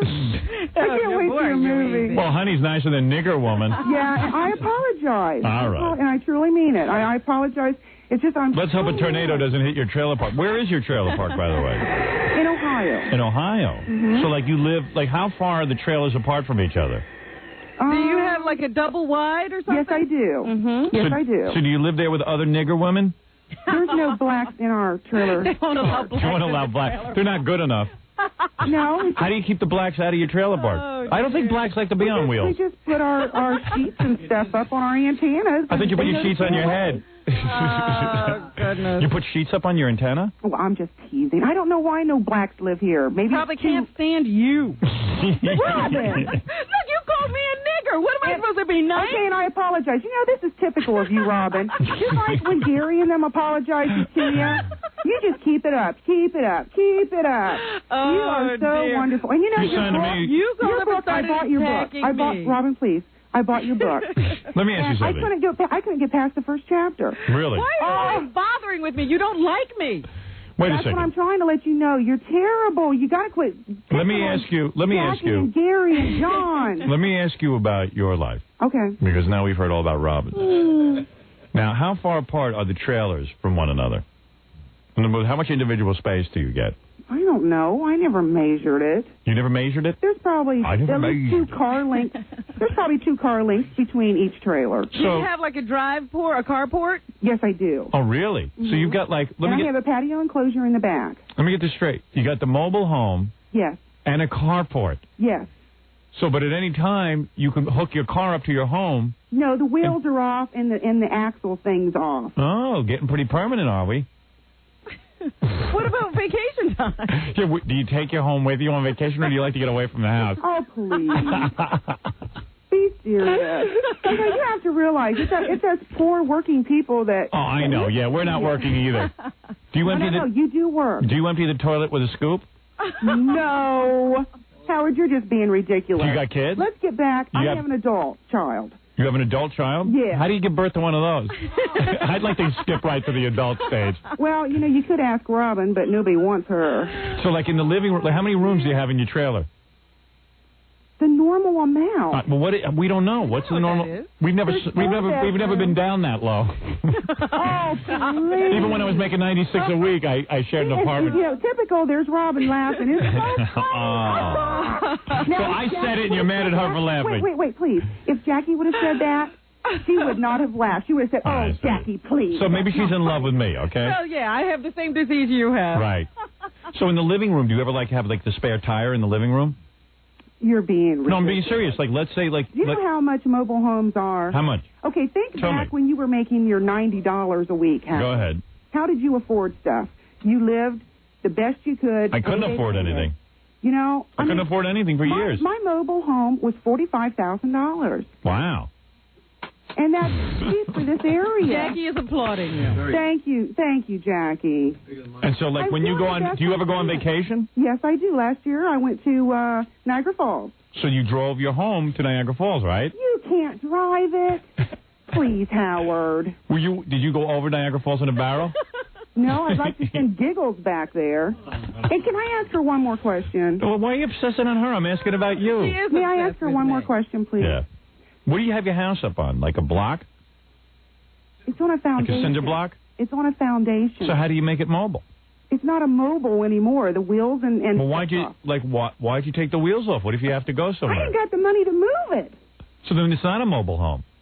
It was a mobile. You have a mobile home that's not mobile. May I please ask Robin one more question? May I please? Go ahead. Is it about being a nigger? I apologize for that. See, that's how Yins do the Oh, now it's Yins. It's not just me. You guys have got to switch it. I apologize sincerely, Robin. I would appreciate it if you would accept my apology. Your apology. There you I'm go. still Very talking forgiving. to you. That's right. Okay, now I do have one more question. All right. Okay, Robin, when you leave the room, okay, and you're in that little cubbyhole all by yourself, I don't get the E channel. I guess we're not rich enough to get that. I don't know. Honey, stop pointing out that you make the fact that you make a little bit of money. You're using it as like wow, everybody's down on you. Well, I'd love to have E channel. Yeah, well, honey, we'll go out and get another job, and you'll get the E channel. My cable company won't give it to me. Because why would they give it to a trailer home? Oh, you're probably gonna run out in the middle of the night. Please ask Robin one more question. She's in her little cubby hole. Yins break. Okay. What do you make a year? Do I make a year? Yeah. What do you make a year? Yeah. Not my husband. Yeah. I made $18,000 last year. And what did he make? He made probably about 30. So you guys got some dough. Good money. In Ohio, no less. You can live on $1,200 a year in Ohio. Oh, please. What part of Ohio? Your part. No.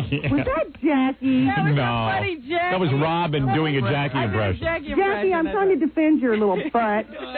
You see how ungrateful he is? Let me ask you something. Robin, you might be transferring my mind to another area here, you know? In Christmas...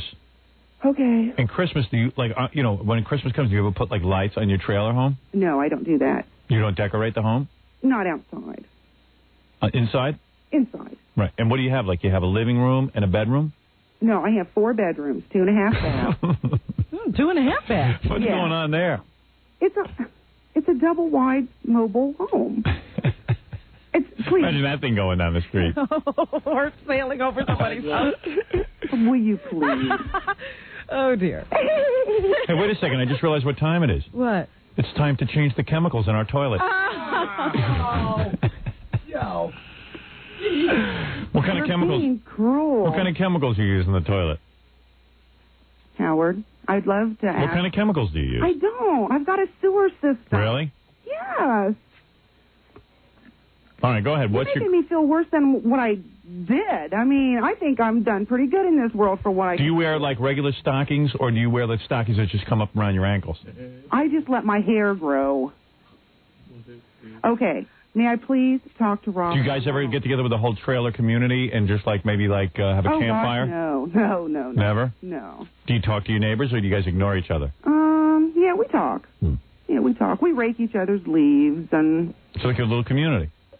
Well, sort of. And everybody has, like, almost a similar home. It's like everyone's got a trailer home. Oh, no, some of them's got better and some of them's got worse.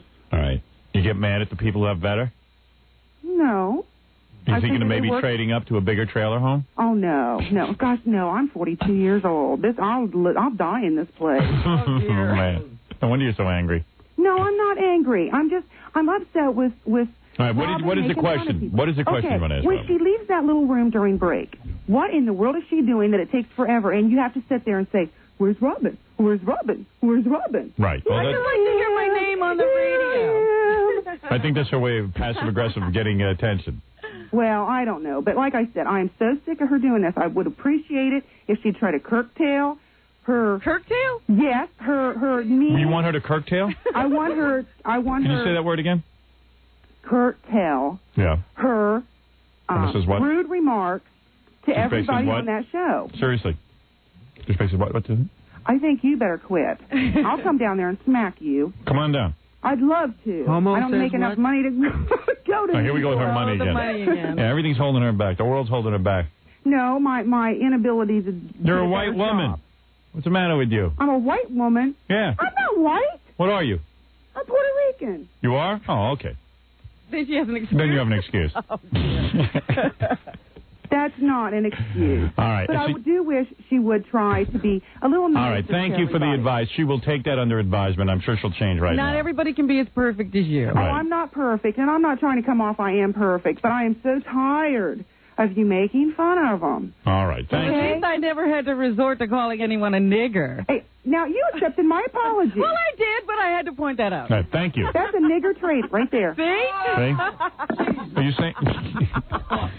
What does she mean it's a nigger trait? Like niggers don't... Yeah, she hung up. I can't tell you.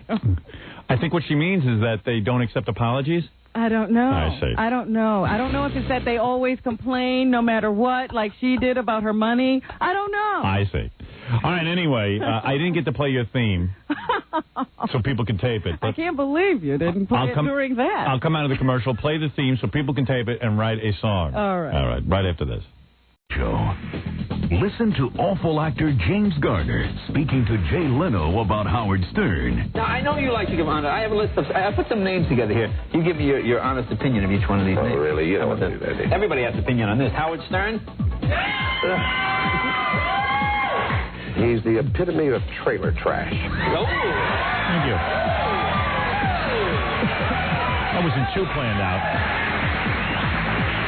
Every time I see him, I'd like to slap him in the mouth and say, "You sit down, little boy, and shut up." Shut down. Bad boy. James Garner, more angry than he is famous. It's the Howard Stern Show. Mr. Garner, is there anything you'd like to talk about tonight on The Tonight Show? Yeah, could you bring up Howard Stern and I'll say I'd like to clean out his mouth with soap and slap him in the face? Okay, and Jay will act surprised. Another great spontaneous moment. Tonight Show history. Let me play your song real quick because James's Comedy Doctor's here and I want to read you some mail. Got a lot of different topics to bring up. Did we ever play the theme? We never did that. No, we didn't. That's why I was going to do that here. And also you wanted to know about our intern who was having sex problems. Yeah. Whether or not he went to the hotel, I'll tell you that in a second. But first, let me play your theme song. Everybody ready? I'm ready. Especially that woman in the trailer park. See, we talked over it. I know. Fred, I was going to act like it didn't happen. Fred, wait, I'll give you the move, okay? You got to recue. What is it going to take? About 900 minutes? Take about 60 seconds. All right, that's okay. So I'll tell you what happened with the. So far, the only thing I know is the intern. If you tuned in the other morning, we had an intern who was having trouble having sex with his girlfriend. They've been together for 5 years. Yeah, and he hasn't been able to penetrate. So, hearing this, I offered a hotel room to the two of them, let them get liquored up. Jackie would be their bartender and see if there was something couldn't happen. Me and Jackie coach him a little bit. So, it appears, from the information I get, because I went to Tom Triasano, I said, Tom, let's get a hotel room. You pay for it. I don't want to pay for it. Why don't you want to pay for it? Because he's cheap, right? I don't know. They're going to go have sex. I don't know if I should pay. I said, Tom, they're adults. He's so cheap. It was a no-brainer. Everybody loved it. Everybody loved hearing from the two of them. They were open and candid. Well, anyway, it became a moot point because the two of them have broken up. Supposedly, that's what we heard. But our intern... This is terrible. That's what Gary heard from the intern. Really? We haven't talked to him since? No. I don't know where he is, but... Where is he?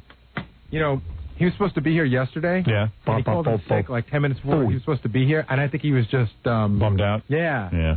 So I don't know. She really dumped him? We don't know. We got to wait to talk to him. He's not back in again until next week, but if you want, I could try to get him on the phone. Nah, we'll wait till next week. I'd rather talk to him in person. Yeah, this is a mystery, though.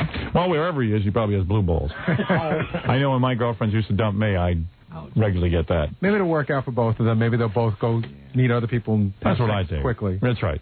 We pray on this show for people to have sex quickly. There was a girl who called in during that show, though, that said this was going to happen. Yes. And she was right. She better call the Inquirer. She can make very accurate predictions. She did that in her sleep. Actually, I heard Gorilla was trying to get a date with her. All right. Let's play Robin's theme music. Now, Fred, don't play it until I point to you, okay? All right. Now, for example, if I go like this, Fred, that's me scratching my head. There you go. All right? If I go like this, that's me picking my nose. There you go. All right. 3, 2, 2.5. 2 3/4. 1.5. 1.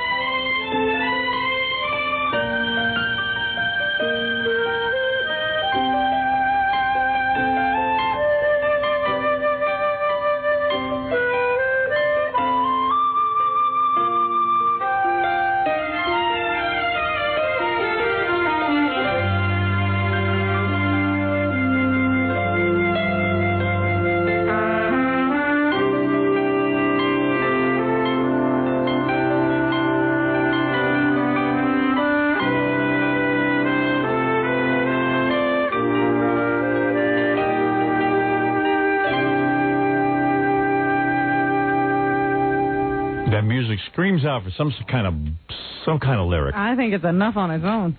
You think so, huh? You might be right. But anyway, whoever comes up with the best lyrics in our opinion, because we'll judge, wins a new 2-passenger Kawasaki Super Sport jet ski, compliments of the Good Times Company, Kawasaki. Stop by and see all the new jet skis at your local Kawasaki dealer.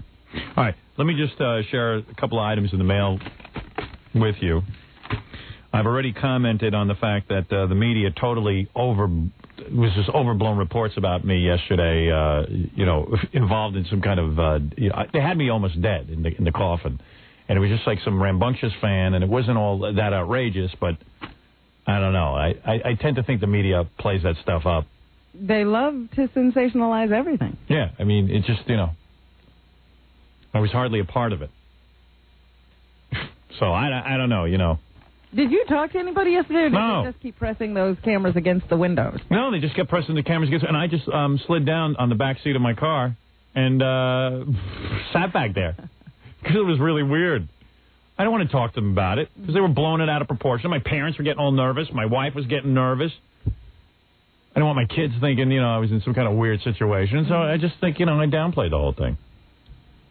And rightly so. They had it like I was out, with terrorists and stuff stalking. I hope that, I have the feeling that they're going to try to make a Mrs. David Letterman. Yeah, right. Yeah, and that's what the media does, and they ruin it for you because then all of a sudden you give the guy some kind of like encouragement to do stuff. So anyway, that was that. If you want my comment on that, I commented earlier at greater length, but just forget I gave you a recap. I got a letter that I wanted to share with you, Robin, once again involving your high colonic. It says, Dear Howard, thanks very much for the disclosure and dialogue about Robin's high colonics. This one praises you, Robin. Oh, I was going to say, it's about time you picked up a letter that was complimentary or in favor of high colonics. Let me tell you, this guy owes you a lot. He says, I want to give my girlfriend enemas for some time. Dear. Listen to what you're responsible for, in association with our sexual activities, but she refused. One day, I read it exactly how they write it. One day, during a long drive from San Francisco to Las Vegas, we were listening to your show and the civil conversation with Robin about the enema experience. The civil conversation? I'm just reading what he wrote. And she won over when she heard that Robin take them. Obviously, if she had a lover, the lover could give her the tube. When we go back to my place in San Rafael, I was quite excited about her willingness to take the tube. She is 24, 5'8", and 122 pounds. She looks a lot like Brooke Shields, but she has not been a very good lover. I suspect Brooke Shields ain't that great either. She usually just kind of lays there. When I gave her the tube, she finally surrendered to me, and since the first experience, her attitude has changed. She is submissive to me and takes me now in all inputs. Oh, dear. This was a struggle I've had since day one with her.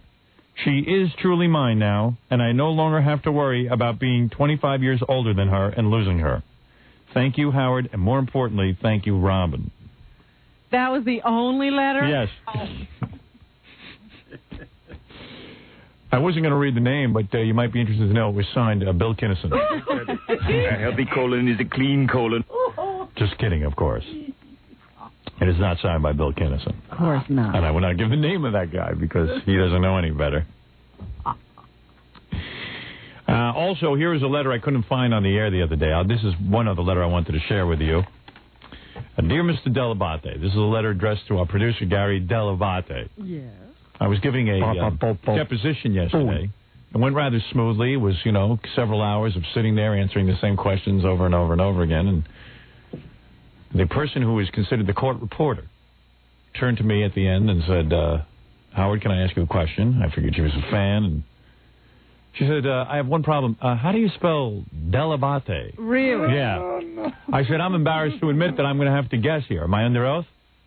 I'm going to take a stab at it, but I'm never quite sure. I wrote about it at great length in my book, but even to this date, I can't retain all the letters in his name. So I said to her, C-H-I-M-P. Oh, really? That's right. And she laughed. It's getting really bad because I have somebody who's a really good friend. I mean, a really, really, really good friend that had to write me a check the other day. Yeah. And it was so wrong. Yeah. It was D apostrophe. Yeah, well, it's a ridiculous name. It's a stupid name. It's one you got to change it. Plenty of people do it all the time. It's a beautiful name. I saw in the paper today that Ivan Reitman, the producer of my film, is working on a film with Robin Williams and Billy Crystal.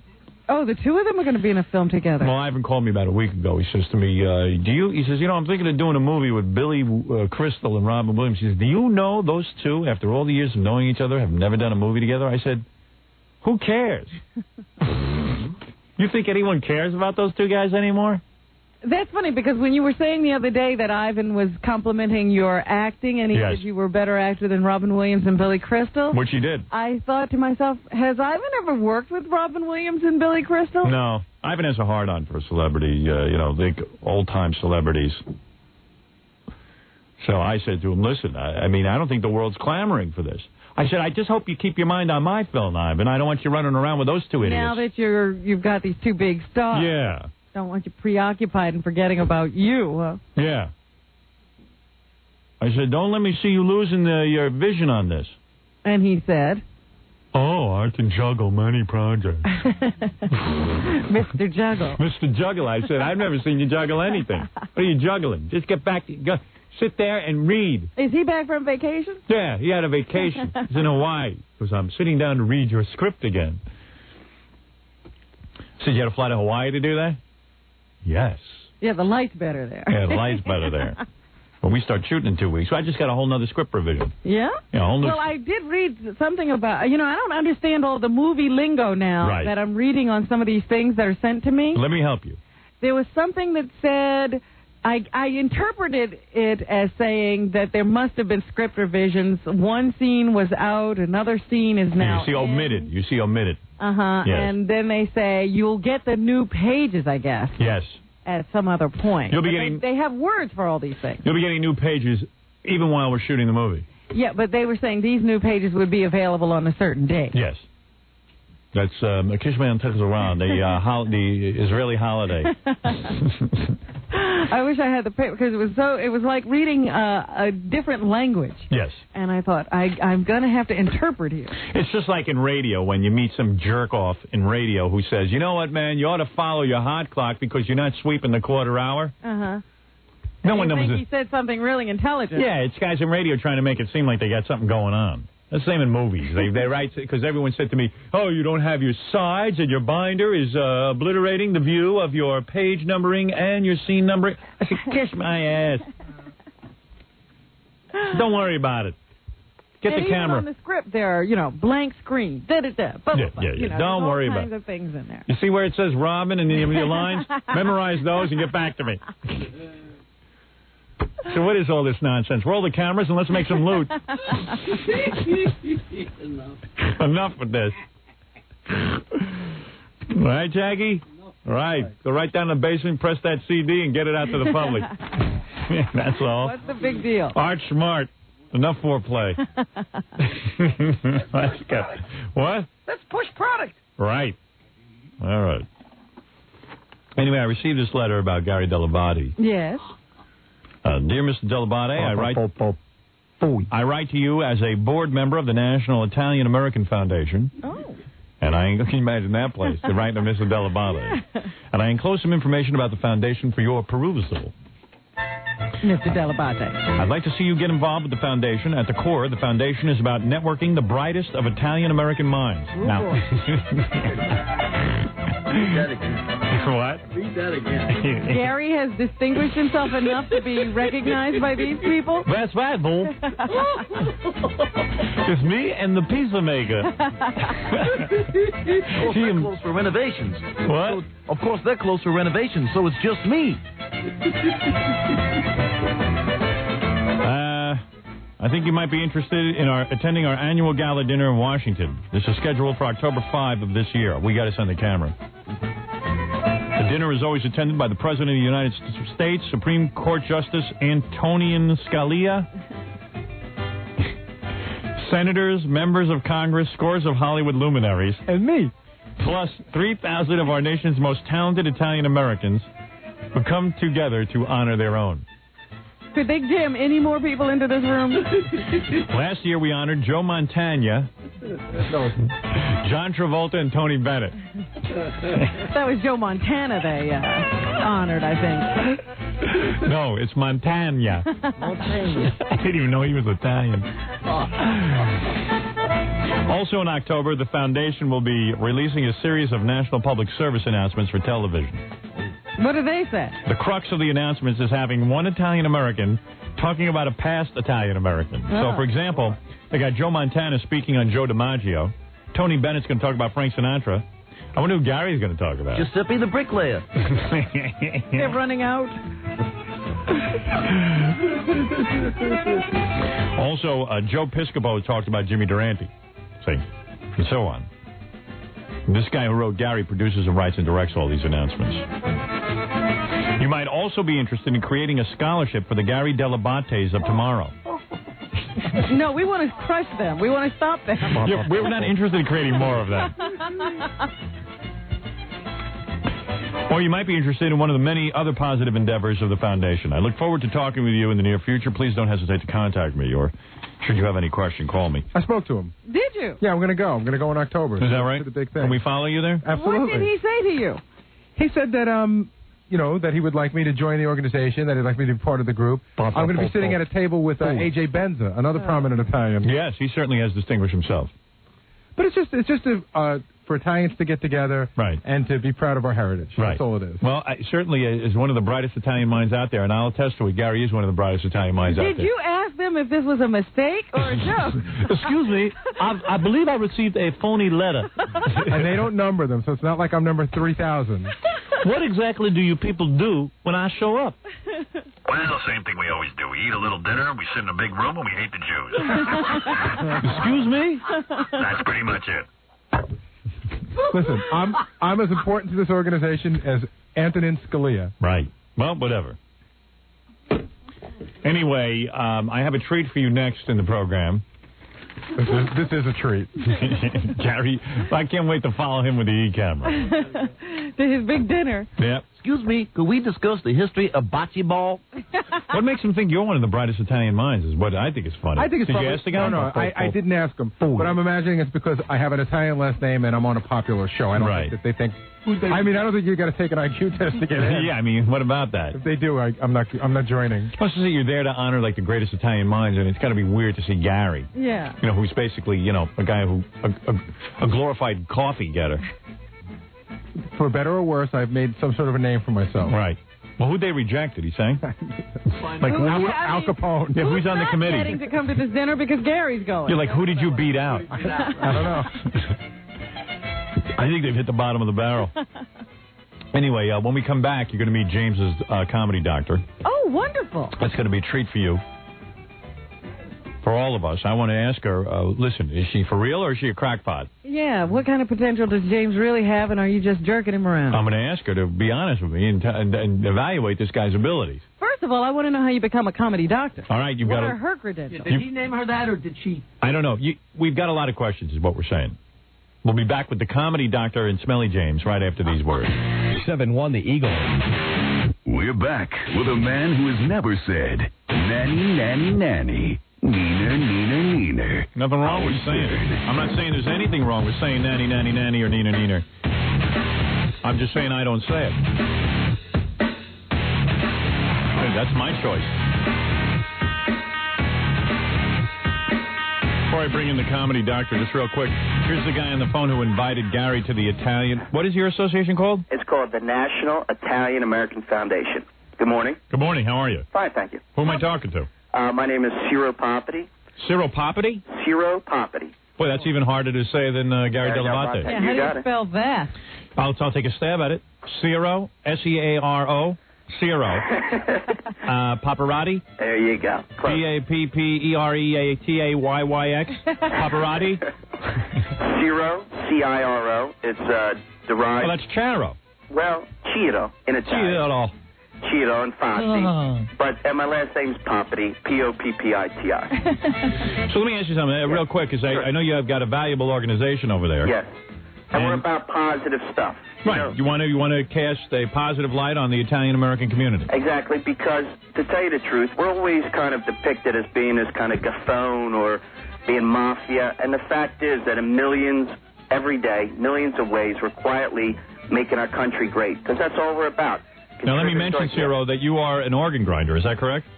I'm sorry? Are you an organ grinder? No, I'm not. I see. Okay. Now, listen, Ciro. That was a cheap shot. Come of course. Of course. The whole show is a cheap shot, Ciro. Let's stay positive, because that's what we're all about. Are you the president of the organization? No, I'm not. The president of the organization is Dr. Ken Cingoli, a neurosurgeon from Vermont. Our past president was Congressman Frank Guarini. No kidding. Yeah. On our board. Now, let me ask you something. Have you hit rock bottom that you are asking the most intelligent Italian-Americans around, Gary Dell'Abate, to be celebrated this year? I'll tell you what the reasoning behind it. That's what I'm after. Okay. Basically, one is we're proud of his accomplishments. You are? Yes. Everyone is. Now, what are his accomplishments? Well, the fact that he is the producer of one of the hottest shows, radio shows in America. Gary getting all excited. Okay. But the other thing... What? I'm just waiting for you to tell him how untalented I am. No, I'm not going to say anything. I just want to know what Ciro's... may I call you Ciro? You may. I'm not going to call you Mr. Paparotti because I can't even remember that. Ciro would be great. How do you ignore Al D'Amato and... Oh, Senator Al is the chairman of our dinner this year. Oh, he is? Yes. Oh. Senator Al has been involved with our organization for a long time. In fact, Senator and Al... does Senator Al know that Gary Dell'Abate has been asked to be one I don't know. Once he hears, he's going to blow his stack. No. Senator Al, in fact, is introducing, I believe, Bob Dole, who is, because it's the first... I didn't know he was Italian. Bob Dole is Italian? No, but our dinner in October, October 5th, is always the first time in election year that the president and his opponent are in the same room at the same time. I see. And so it's going to be, So what are you saying to me? Let's cut to the chase. Okay. That Gary Dell'Abate is one of the brightest Italians around? Well, I'm saying that as we kind of network some of the top people in radio and TV, that Gary Dell'Abate is amongst one of them. Yes. All right. Well, and we want him to get involved. We want him to get involved with our mentoring program, our scholarship program. Really? Yes. I can say that I am hands down probably with the brightest Italian on the Howard Stern show. There you go. Do you know that Gary literally is a guy I got out of college who basically got coffee. Then when I stopped drinking coffee, I ran out of stuff for him to do. All right, Ciro, whatever you say. Now, what about Tom Chiusano? Can we get him involved? No one's going to believe he's the brightest Italian. And maybe if you have a group for morons, they might actually put him in. Maybe this is a new branch you're starting. You're starting with Gary and Tom? Yeah. Are you guys clear-headed on all this? You guys aren't on drugs over there, are you? Tom Chiusano and Gary Dell'Abate? That's no think tank. Italian broadcasters. Yeah. All right. Well, anyway, Ciro, thank you. No problem. Thank you guys have a great day now. And good luck with the organization. Okay. Fantastic. Right. That's Ciro, everybody, who thinks that Gary's among the brightest and the best. And I'll be dining with the president in October. Excellent. Luckily, it's a dinner and not a debate. No one will be testing anybody's IQ that night. Well, there you go. Yes, Ciro, I am the producer. In fact, I am the only producer in radio with an apostrophe in his name. I believe I have distinguished myself. I am unique. In fact, I have the biggest teeth in the business. And tomorrow, I am being challenged on the size of my teeth. What else can I do for you, Ciro? Well, Gary, we'll need to know what you do specifically as the producer of the Howard Stern Show. What do I do? Well, I'll have to get back to you on that. I spill my name on the phone for people. Yes. Can I have a few days to answer that question, Your Honor? Gary, this isn't a deposition. We just want to know what you do. I know, but I need time to think. Well, all right. Well, we're honored to have you as one of the brightest and best in the Italian-American community. Did I mention I have an apostrophe in my name? Yes, you did. You definitely have one of the longest names in this organization. Excuse me. Isn't it ironic? I can't spell apostrophe, and I have an apostrophe in my name? Thank you. All right. Thank you. And we hope to see you at the dinner that night. Get back to us quick with a description of what it is you do around the station all day. All right. I got my thinking cap on. Can't imagine. That's quite an honor for Gary. I'm very proud of him. He really has distinguished himself. Anyway, let me introduce you to the comedy doctor. Smelly James, our intern, has been coming on the show regularly now. Let me fix myself up. Where's my sunglasses? Comedy doctor? Well, who knows? She might be hot. Is she cute? Yeah. Hold on, then. Let me get my, hey now. You gotta get ready. Yeah, I'll pay her $50 just to hang around with me. Sure. I forgot my sunglasses. Too bad. All right. She's going to have to look at me sans sunglasses. Hey now. Ah, comedy doctor. Come in here, you little minx. All right. Where's Smelly James? Can't find him. What? He always, I mean, he's here. He just always disappears. He's always... Oh, you're in the bathroom. Come on in, man. Smelly James and his comedy doctor. How you doing? You got to put the headphones on so you can hear everybody. I think so, yeah. Yeah. Does she recognize Smelly James? Do you recognize Smelly James? Yeah, I recognize him. Now, are you a comedian yourself? I was a sketch comedian. I had a comedy group called the First Amendment Comedy Troupe. The First Amendment? Yeah. We were around for a lot of years. We had a theater. I had a couple of famous people come out of there. Who's that? Bruce Willis was with me 2 years. Oh, really? John Leguizamo. You know him? No. He did House of Buggin'. He's from Mambo Mouth. Is he a comedian? Bikorama. Yeah, you know him. Yeah. He was in Tu Wong Fu. He was? Yeah. Never saw it. Dominic and Tu Wong Fu. Sorry. Neither did I. I feel bad I don't know your claim to fame. Bruce Willis I've heard of. Well, yeah. Him I know. Is he a comedian? Yeah, he was an improv comedian. He In was? other words, he was with me 2 years. It was Aren't improv comedians people who are really that funny, who just like try to act not funny? my group. Really? If you ask around about the First Amendment, they were really. I never heard of them. When did this group exist? Yes. Okay. I think at the time they formed the First Amendment. No. All right, go I ahead. lost the theater in '88, and we still do shows. People come from out of town, still want to see us, and we rent a theater. Right. But we did the Edinburgh Festival, and we got reviews like they deserved international acclaim. Right. So they I don't know those things. They were pretty well. No, but I'm saying I take your word for it. Oh, well, yeah, you would have to be in that world. Fix your headphones. You're messing up your hair. I know. Look What's at wrong that. with Don't them? mess up that hair. They're All right, go ahead. There you go. Okay, Be careful. is that all right? You want to look good on camera, you know what I'm saying? That's better. Right, Now there you go. That's cool. You don't want to mess up your hair when I've learned. That's right, when you're on TV. Exactly. Right, Smelly James, that's your first lesson. Now, Smelly James came to you, and you... Why do you call him Smelly? Well, a lot of the people tell me he's smelly. I don't smell him. I think he's okay, but they say Have you ever smelled him? You've never smelled him. No. No. Now... I've never smelled him, but I don't know what he just did in the toilet. But my God! Oh, that's why. Oh Well, my that's God! different. No, but it was unearthly. It's called Burger King, man. Really? Is that what Burger King did to you? All right. So anyway, so Smelly James is an intern. I've heard some of his comedy, and I'm wondering how honest you are with him. I mean, I know he pays you $50 a Well, session. first I need to know Yeah. if she chose him or he chose her. Oh, I put an ad in backstage. There's an ad in backstage. I see. So you didn't see him perform and say, I'd like to work with you. I see you have potential. Right. He was in No. a discovery area. No, of course not.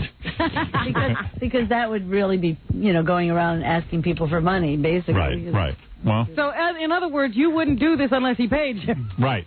Well, no, because that's Get right why on the I do it. microphone. That's why I started it, because I needed the money. I see. Oh, there you go. All It's right. worth $50 because if they get an act out of it, Right. it's. Now you've heard Smelly James and you've heard his act.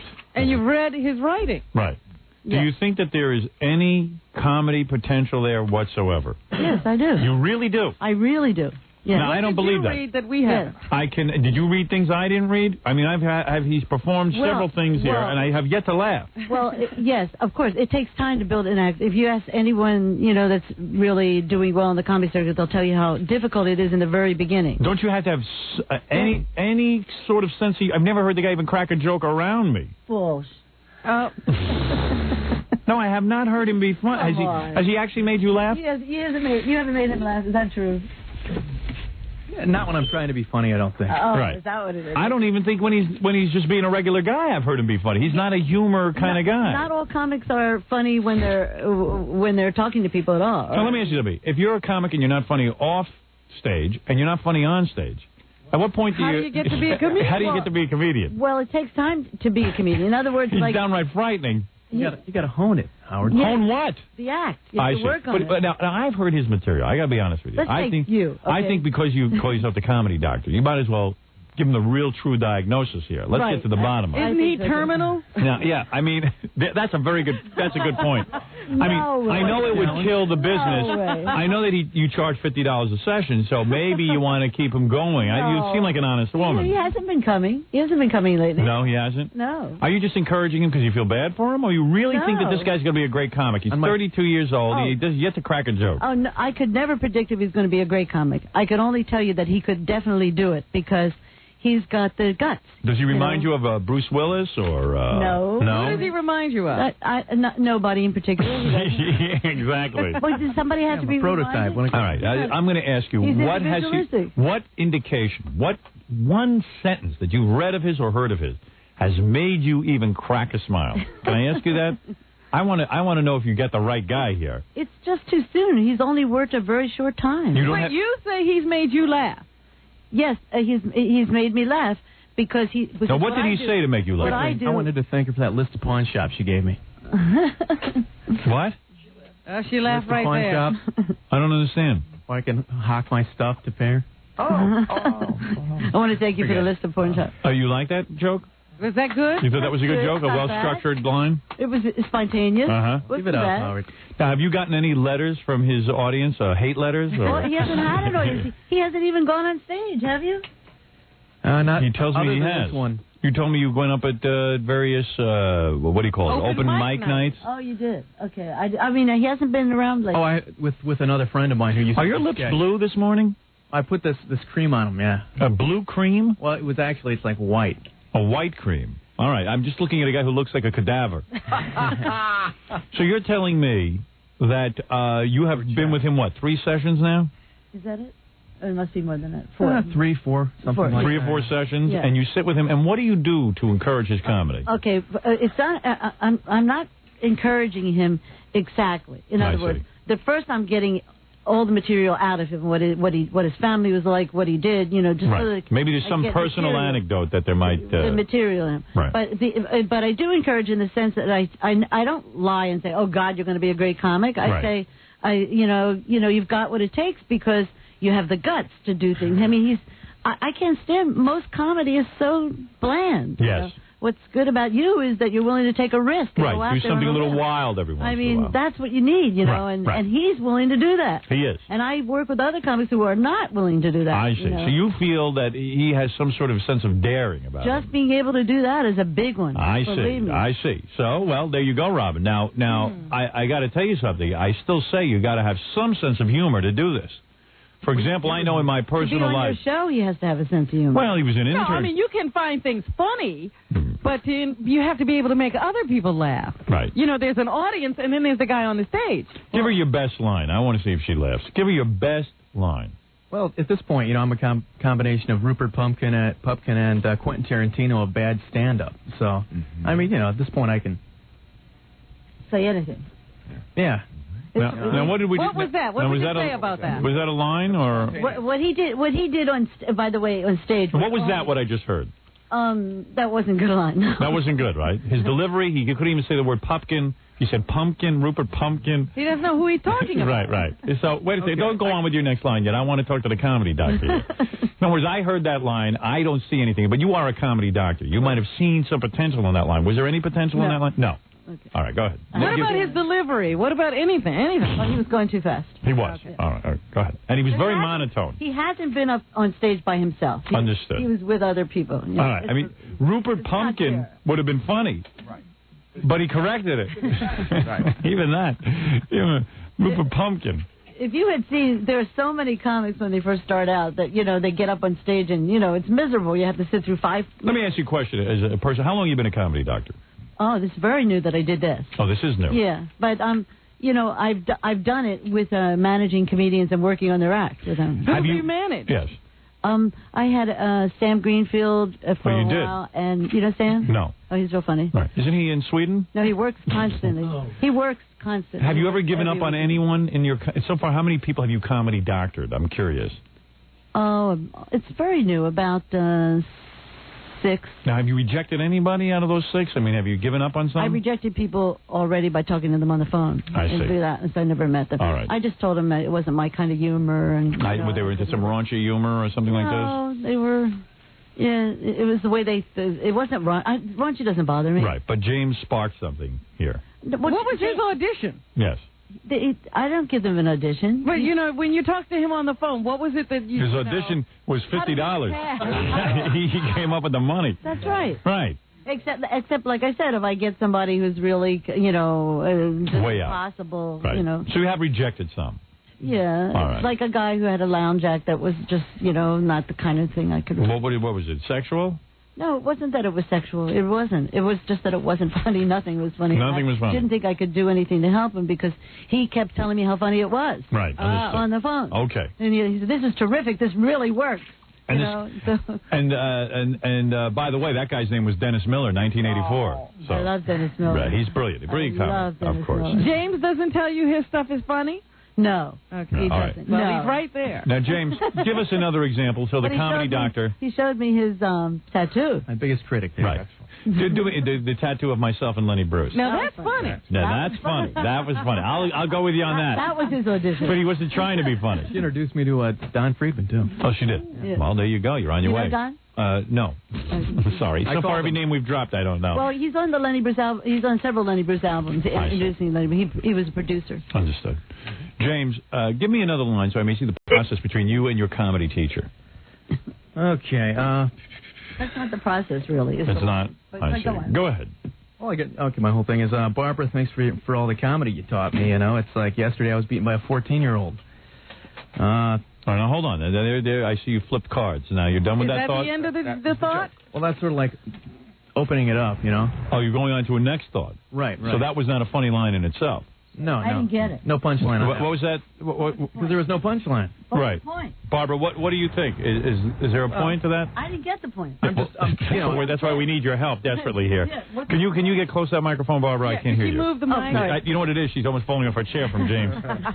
That was the setup, or was that the point? It's a setup. Oh, it's a setup. Okay, Yeah. all right. Okay. You got beaten by a 14-year-old. Right. I see. This kid came in yesterday. He was 14 years old, and I went up against him, joke for joke, and he beat me. Yeah. So, yeah. All right. And, okay, so this is it. Yesterday I accidentally left my radio on, and when I got home, my cat was holding a candlelight vigil with all the roaches in the house.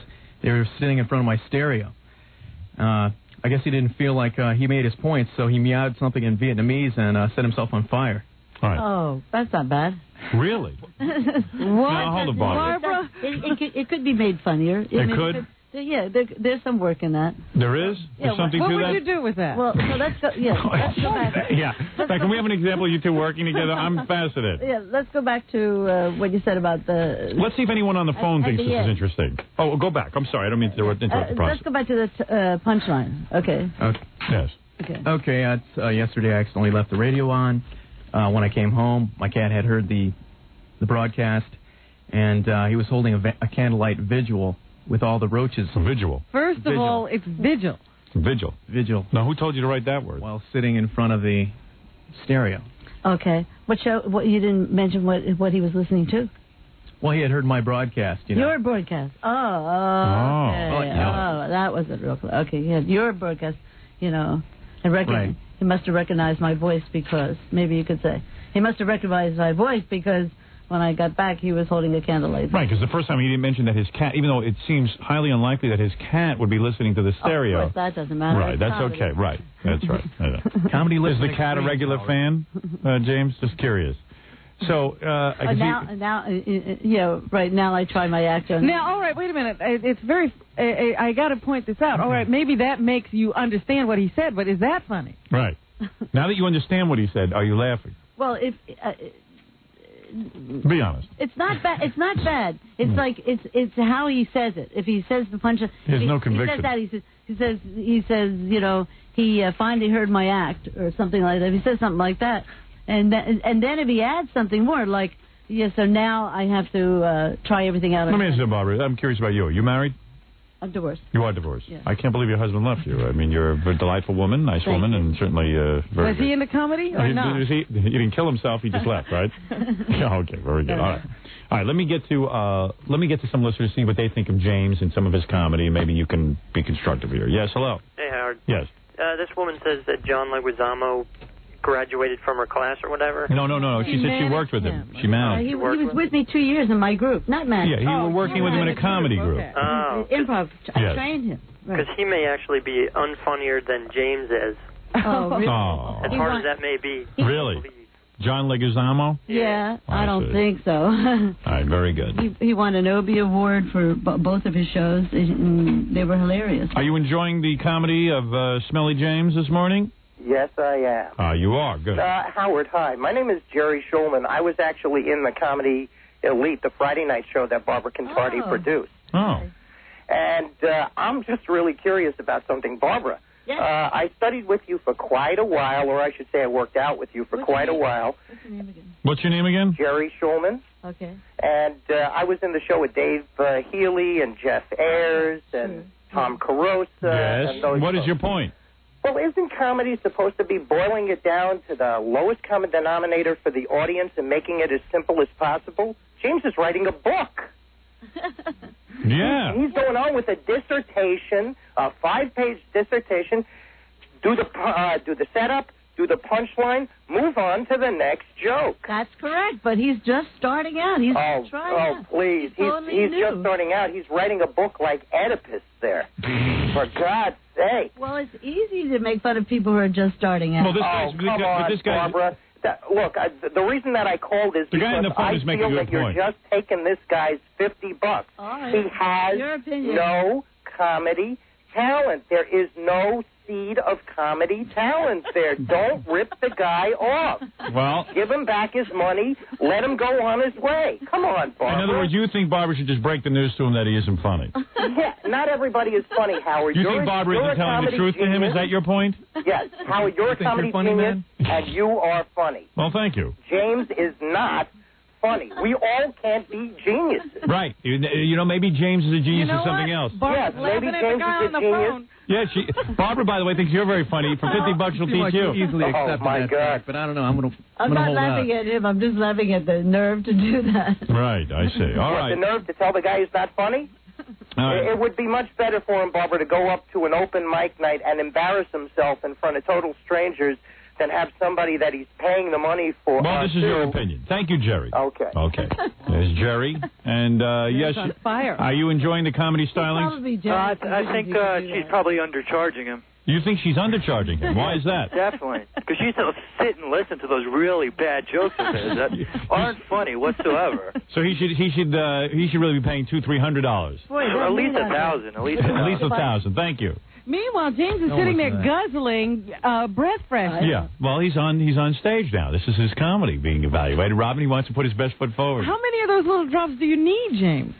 Well, maybe he wants to have fresh breath for Barbara. You ever think that maybe the two of them are falling in love? I didn't have breakfast. So. You're not falling in love with him at all? No, he's my son's age. No, so what? There's a lot of May December. Yeah, you're not what's falling. wrong with that? Do you ever find? I mean, James is not an unattractive man. Do you ever find yourself getting attracted to your students? In fact, I introduced him to a beautiful young lady. Oh, is that right? So you are not, in fact, falling in love with him. I see. Well, anyway, this is vicariously. This has been a fascinating look into the career of James again, who is our 30. How much work do you think he needs? He said she's living vicariously. Yes. How much work do you think? Robin brings up a good point. How many more lessons do you think James needs before he can get something going? See, I don't really try to get right into that mic. I don't really try to get them to keep coming for lessons. What I try to get them to do is try out that 6 minutes on stage. Does he have 6 minutes? Well, he doesn't have it yet. Do you? Do you have any minutes? You know, like this whole week, I've been studying. What, like comedy? Crazy. No, I'm doing a research paper He's busy on as hell. censorship. I see. So you're busy. Well, that's my He's excuse, very busy. man. But, you know, once he gets on stage, that's the big difference, really. I see. Then you can come back later and say, this didn't work, that didn't work. Well, you know, I thought that was good. We got to get him on stage, is what you're saying. Well, you know he's paying Caroline's. Like a muscle. The more you work it, the better you get. You're paying $300-something to Caroline's. $360, yeah. To get on stage at Caroline's, basically. What? He didn't tell you about this? No. Now he's paying to get on stage. I told you that. But what you were paying? Isn't there open mic night comedy doctor? I mean, there's all kinds of open. Why not just go to an open mic night to the New York Comedy Club? Yeah, but this is Caroline's. So what? You're not ready for Caroline's. You should hone your act out wherever you can. It's brunch. It's early. Why should you be paying to get on stage when your comedy doctor is saying that you could go anywhere? She's telling you you're not ready. He's paying because they make you bring so many paying customers. Is that it? And you're paying for it? No, he's got to pay them $300. Initially, it was just something I went for, and I read about it, and I just kind of went for it, and I don't know, the more I think about it, maybe I should just go somewhere else. So far, this comedy is costing him a fortune. I know. What did he say? It's not that much with me. He just said it's a brunch. It's not even a nighttime performance. 6 o'clock. That was a joke. It's a 6 o'clock brunch? That was a joke? It's breakfast. No, it's gonna be. What do you think of that joke? Is it a nighttime performance? It's 6 o'clock, right? At 6 o'clock, you can go to Stand Up New York without paying anything and being in the waiters. I heard Governors offered 10 minutes for $225. You just have to bring so many people, a certain amount of people they want for the early show. I see. Is that what it is? No, not really. $360. I would say that's enough. Hi, you're on the air. Hey. Yes. Howard, how are you? I don't get it. What is this 360? Well, they give you like 5-6 classes. Oh, you get classes. Okay. Right, yeah. Okay, we'll see. I just think... She's confused, too, by her student. That's all right. That's all right. I actually think that comedy classes are a difficult way to... Can you get on that mic? I'm begging you. I'm sorry. All right, thanks. You think I'd know better? Yeah, I mean, you are the comedy doctor. I know. Ralph, what do you want before I get this guy on the phone? James, you should tell some of your Jew jokes you were telling me this morning. Oh, you got some. Oh, you got some racy Jew You've got jokes? some racial humor. It's kind of funny. All right, let me hear your racial humor. Okay, one is Hitler had a nice side. You know, there was something nice about him. You know, he invented the Volkswagen, which was actually a slow cooking model for oven for Jews who like to travel. That's not bad. Really? You think that's a good one? You like that one? What is the joke? What is the? How could you like it? Wait a minute. What is the joke? There was a nice side to Hitler. You know, it's not bad. It's not bad. But you said, but then you said, what is the joke? I didn't say what's the joke. I was going to tell him to say the last line. Okay, there was a nice side to Hitler. He did invent the Volkswagen, which was a slow burning version oven for Jews who like to travel. Have you ever? Yeah, but how do you burn in a? I gotta sit through. I gotta sit through this. You drove him in again this morning? I gotta sit through this every morning. He gets his little cards out, and I'm like, oh no, here we go. Did you instruct him to put it on cards? Lately, is that your idea? You haven't been turning up the radio, man, so that's kind of a good sign. I gotta push him out the door. No, And not only is that funny, but he does this thing where he goes. Yeah, I know. He gets dry mouth. Yeah, how do you expect? Well, when he's bombing, he gets loss of fluids. Well, he's nervous right now. Yes, he is. We got another joke for us? You got more Jewish jokes? No. Well, at the end of this, okay, this is about yesterday. You know, you do that each time before you tell a joke. You go. And he does that right in the middle of it. I'm on codeine, man. Codeine, for some reason, it dries your mouth out. Oh, you're on codeine now? My back. My back.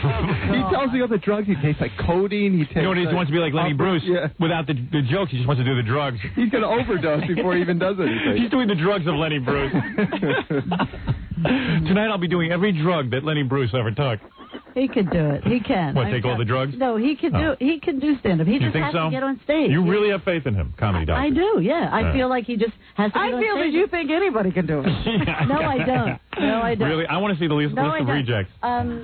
You know, a lot of people know me because I produced a big comedy award called the Charlie Awards, and a lot of celebrities came to it. Can you talk on the mic? Oh. All right. Wait a second. Let me hear another Jewish joke. I used to talk on the mic. Let me hear another Jewish joke. Go ahead. Well, that's the only one. Well, there's another one for the end of this next. Let me hear that. Let me hear that bit. Maybe I've been wrong about all this. Okay. Tuesday started off great, man. I was happier than Michael Jackson with a full can of Vienna sausages, man. Then, Now, hold off on that. Now, what does that mean? Now, Barbara, what does that mean? I want Barbara to tell me what it means. The comedy doctor. Say it again. Say it again, please. She didn't hear it that good. The Michael Jackson line. Yesterday. Tuesday started off great. I was happier than Michael Jackson with a full new can of Vienna sausages. No, don't get it. You don't get it, right? Well, yeah. Well, I mean, I get it, but it's not. Well, tell us. It's just. Well, sausages, I guess he's using them for something, right? When I was a kid, you know, I'd walk by, you know, I was like, I'd walk through the grocery store, and I remember once I pointed at the shelf, and I was like, Mom, where do they get those, you know? I was pointing to a can of Vienna sausages. Oh, well, don't we have to know that, Barbara? Wouldn't we have to know? No one knows that. Is that a joke? But what does that mean, Howard? I thought he meant something sexual, you know, when he's... Yeah, so did I. I did. Okay.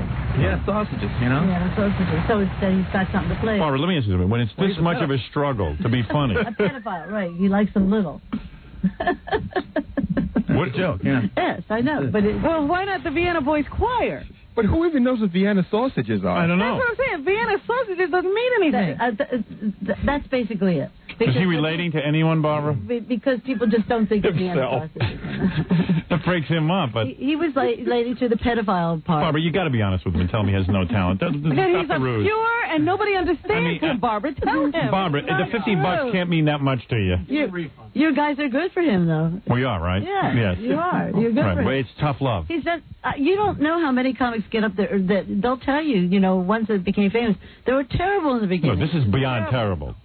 No, I've seen Jerry Seinfeld's beginning act. I mean, it was rough. Jerry made somebody laugh. I've seen him on, like, somebody took a video camera and, you know, he went up on these free nights, it was not the Jerry Seinfeld we know today, but there was a semblance of humor. He understood that he had to tell a joke. Vienna sausage, he wasn't saying. But that wasn't his first thing. In other words, he's never even been on the stage. It's like you got to go try it out and. Barbara, tell him he's awful. Tell him that he's never going to be a comedian. Be honest with him. For the $50, tell him. I'll give you 50 to tell him right now. No, he's not coming to me. Even Rupert Pumpkin had coming to me now. Rupert Pumpkin. An evolution. What is it, Ralph? I think he's booked. Aren't you booked somewhere, James?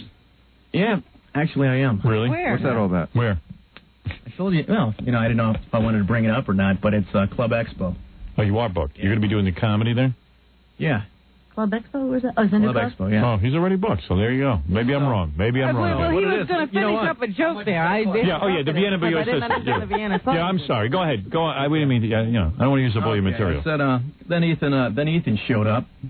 That's Who's Ethan? Hey, wake me when it's over. The 14-year-old. I'm like, hey, can't we just... Wrong one. Okay. It's funny. It was just funny. His cards, he's shuffling cards. All right, go ahead. No, you're Michael Jackson and Vienna Boy Sausage. All right. Right, go ahead. And then Ethan showed up. The 14-year-old comic. Yeah. But the day wasn't a total loss. Ethan, the 14-year-old, he took me aside afterwards and told me that I really do have potential. He'd like to teach me a few things about self-promotion. So I said, what, with, like, classes? And he's like, no. You mean like just some good advice? And he says no. He says by folding and mailing out I Beat Smelly James T-shirts. I'm in business now, man. Because you're sorry. Maybe you'll learn something. Hey, come on, Barbara. Tell him. The $50. Barbara, tell him he's got no potential. Please. There's never been anyone on the... Barbara, am I right? But he's not done. He's not done. Internship. Barbara, hold on. Paying position. Okay, let me tell Barbara, you be honest, please. Okay, let me tell you this. If you have any decency... Instead of my getting the money, I suggested to him to go to an improv class. Somebody else. How about he goes to a class where he learns like BOCES, where he learns how to do plumbing? If he goes to an improv class, he will find that humor along with other people, which is easier. There's never been a more unfunny guy that I've ever met on the planet. In other words, you're telling him he needs remedial comedy training. Right.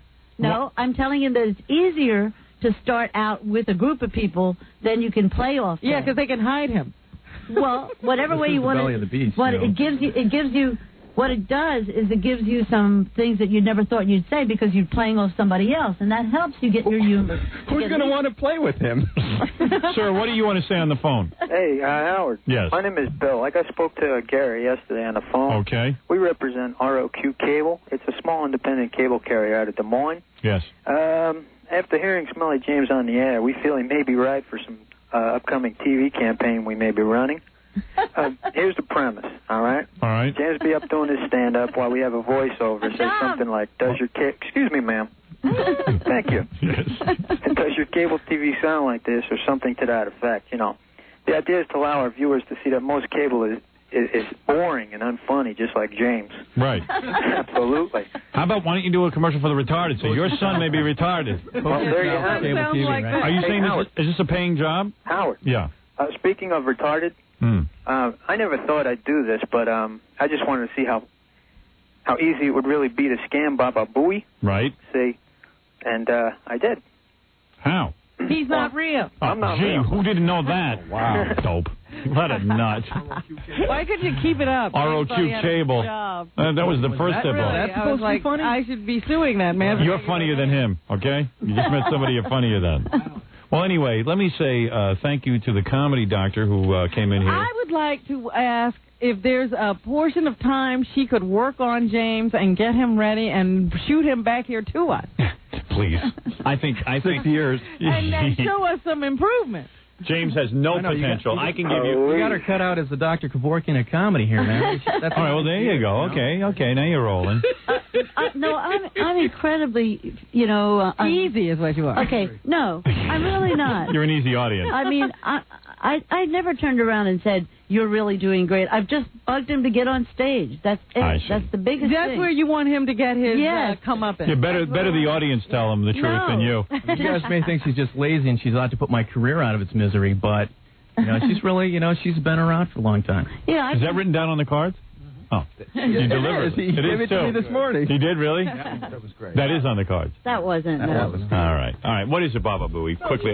I mean, I'm just curious to ask James, you know, he's doing this whole comedy thing, and he really feels he's destined for it. Right. I'm trying to figure out why. Like, have people told you your whole life that you're funny, and you think this is your destiny, or is it something you decided recently? No answer for that on the cards. I don't know. I just think I got a funny side, man. Nobody laughs at you, but you I've been working with you for a long time. Who told you this? How did you? That's a good question. How did you? I've known him for what, 4 months? Yeah. And I don't think of James as inherently funny. I just don't see that side of him. Did I ever say I was inherent? No. What gave you the clue that you should go into comedy? Like most people say, hey, there's a vocation for me. I'm good at that. I'm not people Howard tell you? Stern, man. No, I know that. Do people tell you that you were funny? Or do you make people laugh around you when you're at a party? Yeah. How did you come to the conclusion comedy? Well, I made my great grandmother laugh hysterically. Seriously? Right when she was on her deathbed, right before she died. It was like the last thing was her laughing, and I just made it a campaign in my life. What did you do to make her laugh? What did you say to her? You never made your grandmother laugh. Why don't you admit it? How long ago was this? No, I'm just kidding. Funny. So you've never made anybody laugh? I mean, no, I don't know. What do you want? I mean, well, I'm just asking. Like, have people when did you decide that I'm going to be a comedian? When did you make that decision? Like 2 years ago or 10 years ago? How long has the campaign been going on? When and why? No, if this is your life's ambition, you should be able to point to a moment. It's something I think you can learn. No, but if I'm just saying, if this is your life's ambition, you should be able to point to a moment and say... Who said it was my life's ambition, man? Well, you're spending what little money you have on doing it. I would think it's a pretty big thing for you. And don't put down Gary because, he's being honored by the Italian Americans. He's one of the brightest Italians on the planet. He's one of the smartest Italians. He is one of the smartest Italians on the planet, Barbara. Howard. Yeah, I heard. Yeah. Howard, all the jokes aside... Now, that's funny. James is sitting here, and he doesn't make a lot of money. Right. And he's spending some of it with the Comedy Doctor, and he's really putting a lot of his effort into it. I'm trying to figure out why he's doing this and, who told him to do this. I see. Well, all right. James doesn't have an answer for you. All right, listen. Thank you. You guys should go to one of those regular open mic nights, my God. Right. And we'd be a tough audience. Yes. Well, no, I mean, to see how bad people are. Really? I mean, he isn't like that. He's working at it, at least. All right, James, maybe the Comedy Doctor's right. Once I finally get an act down and I work at it, I can turn it in. Go ahead, one last try. Make us laugh. Make us believe in you. Go ahead. Come on, give us the best one. Okay, that little punk Ethan, man, he's a typical Jew. He's making money off my misery. What do you think of that, Barbara? Is there any? No. Out to make money. All right. I've got to work on it. That was Ralph's joke, by the way. I told him that. I didn't like it. I don't like anti-Semitic jokes. I don't think. All right. All right. Well, anyway, okay. Listen. All right. That was Smelly James, the intern, and Barbara, the Comedy Doctor. If somebody wants to get comedy lessons, how do they go about that? Well, either I have an ad in Backstage now, or they can call the Comedy Doctor. You want that number? Sure. Why not? Give it a plug. 864-6620. All right. It's listed under Comedy Elite Talent Booking, actually. I see. Okay. Here's a guy who's I'm going to be taking a stand-up class at Gotham, and that's 212-307-WORD. I see. Why would you give that plug? Why would you give that plug? Why would you give a plug where you're taking a comedy class? Well, I don't think I'm going to pay for it. Oh, then you don't have to pay for it. Okay. That makes sense. You tell me why what? He's going to take more comedy. Because James now, everything he does is in exchange for a plug on the show. He's getting photographs done. Now James has become like Mr. Plug Mania. Oh, I see. All right. Well, hey, listen, that's his payment. But, he's going to be the best educated not funny person. Yeah, right. He's taking classes at Caroline's. He's taking classes. Well, maybe he could go right to teaching. Is there any room for James to teach comedy at your school? No. No. You should get in an improv group, and he should also, try to, take improv classes maybe. Right. And then try out whatever he can at a club. There's so many open mic nights. I see. He's just busy. Sir, what do you want to say in the final shot here? What is it? Howard. Yes. I went to school with James. I still do, as a matter of fact. I think it was either last semester or 2 semesters ago that we had a commercial copy class together. Mm-hmm. He showed up about the first 2 weeks of class, then was gone for almost 2 months. Is that you? Right? After like the 7th or 8th week, he shows up to class with a fake doctor's note and a fake cast on his leg. Oh. Is that true, James? See, this is the kind of stuff you hit it right on the head when you said he's funny when he's not trying to be funny. Well, yeah, I needed to kind of make up for, Yeah. All right. Listen, we got to go. I can't. Well, let me just say, did he ever make you laugh? Yeah, when he came in with that fake cast on his leg. Well, there you go. All right, maybe it's. All right, there he's funny. Hey, thanks a lot, Howard. All right, thank you. Thanks a lot, Rich. F. Timmy Skull. All right, F. Timmy Skull. See you later. Right. Well, I want to thank Barbara, the comedy doctor, and I want to thank Smelly James, our intern, again, trying his comedy stylings out on us, and we're learning more and more every day. Dude, I got a promoter behind me, man. All right, there you go. He took me out to dinner Saturday night, you know. It was legit, man. After that, we went to his place, watched some pornos, man. I mean, he's serious. The guy took him out to dinner, got him drunk, and took him back to his house and watched pornos. Really? Yeah, he told me. No. I'm kidding. No, I didn't get you drunk. He said he slept all day Sunday because the guy got him drunk.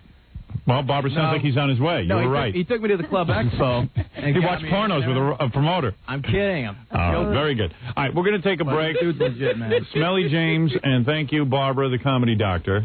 And good luck with your comedy doctoring and whatever. Okay. Thank you. Thank you. All right, and we'll be back after this. We're back with the Howard Stern Show. All right.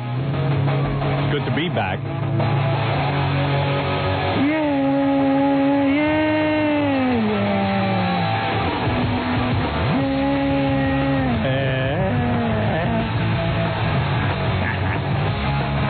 Faxes coming in about Smelly James and the comedy doctor. Did you know when I said to Smelly James, your lips look blue? He had chapped lips, and he didn't have chapped lips. He put hemorrhoid cream on his lips. No. Ralph just found out. Yeah, that was hemorrhoid cream. Did he? You see his lips are all blue? His lips were kind of like whitish blue. Is he crazy? Yeah. That can't be good for you. Well, I told you he was sitting there gulping the breath freshener. Yeah, not like swishing it around, but drinking it. Yeah. Smelly James. Anyway, this one says, Smelly James, is that really hemorrhoid cream? You're licking your lips? Get on that mic. What? I can't hear you. What? Are you putting me on? No, man. What is that? Preparation H? You know, it's part of being a... No, it's just part of, being adaptable, It's the only thing I had. It's petroleum-based sterile ointment that, it's for, it's like, It's turning your mouth blue, dude. Seriously. I know, it's weird stuff. I'd be cool. Maybe that's why sometimes you get kind of stinky. You put the hemorrhoid cream on your lips. That was the first time I ever did it. Why did you do it? You had chapped lips? Yeah, I had chapped lips. And it occurred to you to put hemorrhoid cream on there? Well, yeah, it's a petroleum-based ointment. Yeah, but dude, it contains a numbing agent. It's for numbing and shrinking. What good would that be on your lips? Your lips are turning blue. That can't be healthy. Dude, use your head. Come on, man. Was he using it for other things before this? Well, no, I just carry it. Do you use it for hemorrhoids? Just in case, I get the runs or something like that, and So you put your finger, you put that, and your lips are all blue. That can't. And he's licking his mouth, and his tongue is all blue now. His mouth is dry, and he's eating everything. No wonder his mouth is dry. He's putting hemorrhoid cream. Hemorrhoid cream. That's got to do something weird to you. Eating it, dude. Of course you are. Just because it ends up on your lips first, and then you lick it. That's how you eat. It's petroleum-based, and it's sterile. It says it right on the You keep saying bottle. it's petroleum-based, so what? Well, it's hemorrhoid medication. What drinking medication in it. It tightens. Chapstick is Vaseline or something. It can't be dry. It's drying out your mouth. I think it's self-perpetuating your chest. Get out of here. I can't take you. Come on, seriously. Whatever. You're being too silly. I can't believe any of this. All right, go ahead. He was wondering why it was off color, Here's some faxes on you, okay? Smelly James needs a comedy coroner, not a comedy doctor. Dear Howard, contrary to popular opinion, I think Smelly James has tremendous potential as a comedian, and I think he can take his act out on the road. As you know, I have a tremendous knack for judging talent. Signed, Nancy Sirianni Martling. Oh. Jackie's wife. That's just a conspiracy against the gifted, Howard, he is called Smelly because he stinks. What a effing retard, F. Timmy. If Smelly James tells one more joke, I will kill myself. Smelly James' mom. Howard, tell the doctor the patient is dead. F. Jackie and Timmy's skull. F. the breastbone of Robin. Ooh. Oh, my goodness. There we go. All right, thanks, Smelly James. We got to get to some news. Pretty exciting show today. Went fast. I don't know how we found him, but... We're glad we did. What a find he has been. I can do 4 hours with him. Magnet. He is an amazing young man. Fly paper for the walking wounded, huh, Jackie? Okay. That is improved. Anyway, what's in the news, Robin, speaking of the walking wounded? where do we start? Last night, the Chicago Bulls broke the record. They have now won 70 games in one season, more than any other team. Yeah, that really affected me. Here is the sound at the end of the game. Here are the commentators calling it. Got it. Look at these guys are all excited. I know. Listen to the fans. 5 guys put a ball through the rim, and they're like, There it is. 70 has become a reality for the Chicago Bulls. So they're the most winningest team of all? The winningest team of all time.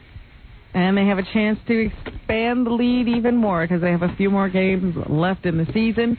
Here are the 3 starring players on that team. Scottie Pippen, how do you feel about winning 70 in a row? Not 70 in a row, but 70 in a season. I would like to go to Disneyland. No, Scotty. Not yet. We just had to show that Chicago Bulls are not a team of up and down. We got to show a team that we're very physical. We can play that pizzazz, that finesse, and things like that. But when it's time to buckle down, we buckle down. English is second language? That's Dennis Rodman. I asked for Scottie Pippen. That says Scottie Pippen on it, though. Well, maybe the Dennis Rodman one is Scottie Pippen. You want to try? Maybe. All right. I'm happy, believe me. I'm not. It is, right? At all. I'm very happy. That is? They're all mislabeled. Are you saying the guy who made these cards can't tell one basketball player from the other? What is he saying? What is he saying to us? We got to bucko down.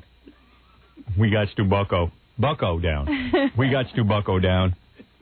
We achieved this. Now, if 70 means you're guaranteeing us a championship, then I'll be even more happier. Let's just try them all. You just tell us who right, we'll see if we can guess who they are. We'll see if there's a Scottie Pippen among them. All right. Maybe not. Maybe there is. 70 games is a great Who's that? That's Michael Jordan again. Been a part of, but to say that it's above the championships and the world championships and the national championships and the gold medals. That's buckwheat? It's too early to compare that. I got another one. You want to try it? This could be Scottie Pippen. Let's see. Last year we went through some disappointments at the end of the season, and we vowed to come. Who's that? That's Michael Jordan. No. Can get ourselves back. Then you don't have a Scottie Pippen. No, this is just one step. I must admit, we didn't start the season saying we're going to win 70 games. We started the season saying we're going to win a championship. We're halfway there right now. All right. All right. So anyway, Michael Jordan is very excited. Yeah, why not? Single-handedly did it. Everybody was trying to get Scottie Pippen, and Michael just kept talking. Right. Maybe Scottie Pippen couldn't get a word in edgewise. I'll have to guess that that's what happened. Tell me those guys invented a way for our troops to get out of Bosnia, and I'll get excited. Can't get too worked up over this. Well, now they go on to the playoffs after the end of the season, and then we'll see how they do there. But they have set a record with 70 wins. Lawyers can't get anything out of O.J. Simpson's longtime friend, Al Cowlings. Cowlings was deposed by the lawyers conducting the civil suit against O.J. Simpson for the families of Ron Goldman and Nicole Brown. He took the fifth a number of times during the deposition whenever he was asked about the infamous Bronco slow-speed chase and anything that happened in the days after the deaths. You know, it's funny. I ran into a guy on Saturday. I went out to a restaurant, and he said, "Hey, A.C. Cowlings was in here." You know, like it was a big deal. And I said, "Gee, did you shun him?" Mm-hmm. He goes, "No, A.C.'s a great guy." Blah blah blah. I said, "You're kidding me." You know, here's a guy who we all know that Ron and Cole were killed by O.J. There's nobody on the planet who doesn't know it. And A.C. has been, I don't know, less than stellar as a human being through this whole thing as far as I'm concerned. And I don't know, people just accept him, he's a great guy, this and that and the other thing. I don't know what happened, man. It's just all of a sudden everything switched. Well, I saw little blurb in the paper the other day that O.J. went down to the Bahamas and was having a great time signing autographs, partying, playing golf in a celebrity tournament. Yeah, lots of people hanging around with O.J. And not having a difficult time doing that. I saw his arm around some, like, middle-aged white woman. Mm-hmm. Like, they were posing for some pictures. Like, ooh, I got O.J.'s picture. Jeez. So A.C. Callings gets deposed. Ron and Nicole continue to decompose, and nothing changes. He'll be on the stand again today. I think they expect that he will take the fifth again anytime they ask him any questions about his dealings with O.J. He did testify that he never saw O.J. and Nicole fight. I took the fifth last night. Fifth of bourbon. Hey. Fifth of bourbon. Get it? Funnier than James. This is going to be sad news for many, many families in America, Howard. The founder of one of the world's most popular family pastimes has died. Masturbation? No. That's not a family pastime, at least not in my house. Well, you come up my place. Us and the cats. What's left of them? Don Clayton. Do you know that name? Don Clayton? That's the guy who invented incest? No. No. That's the guy. Don Clayton, he invented... You don't know. Why don't you say you don't know? I don't know. I don't want to say that.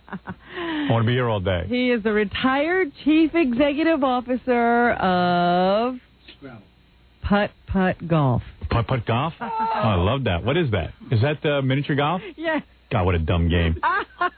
Golf is a real dumb game, but now you put windmills in the way and try and get the ball through there. I've never understood that. Miniature golf, bunch of losers. I saw guys dressed up in golf outfits going miniature golf. And yeah, right. Watch that, Robin. Oh, hey. Off the air, maybe you can talk like that. No, that was knickers. Oh, I'm sorry. I misunderstood. Stupid pants. Close enough is right.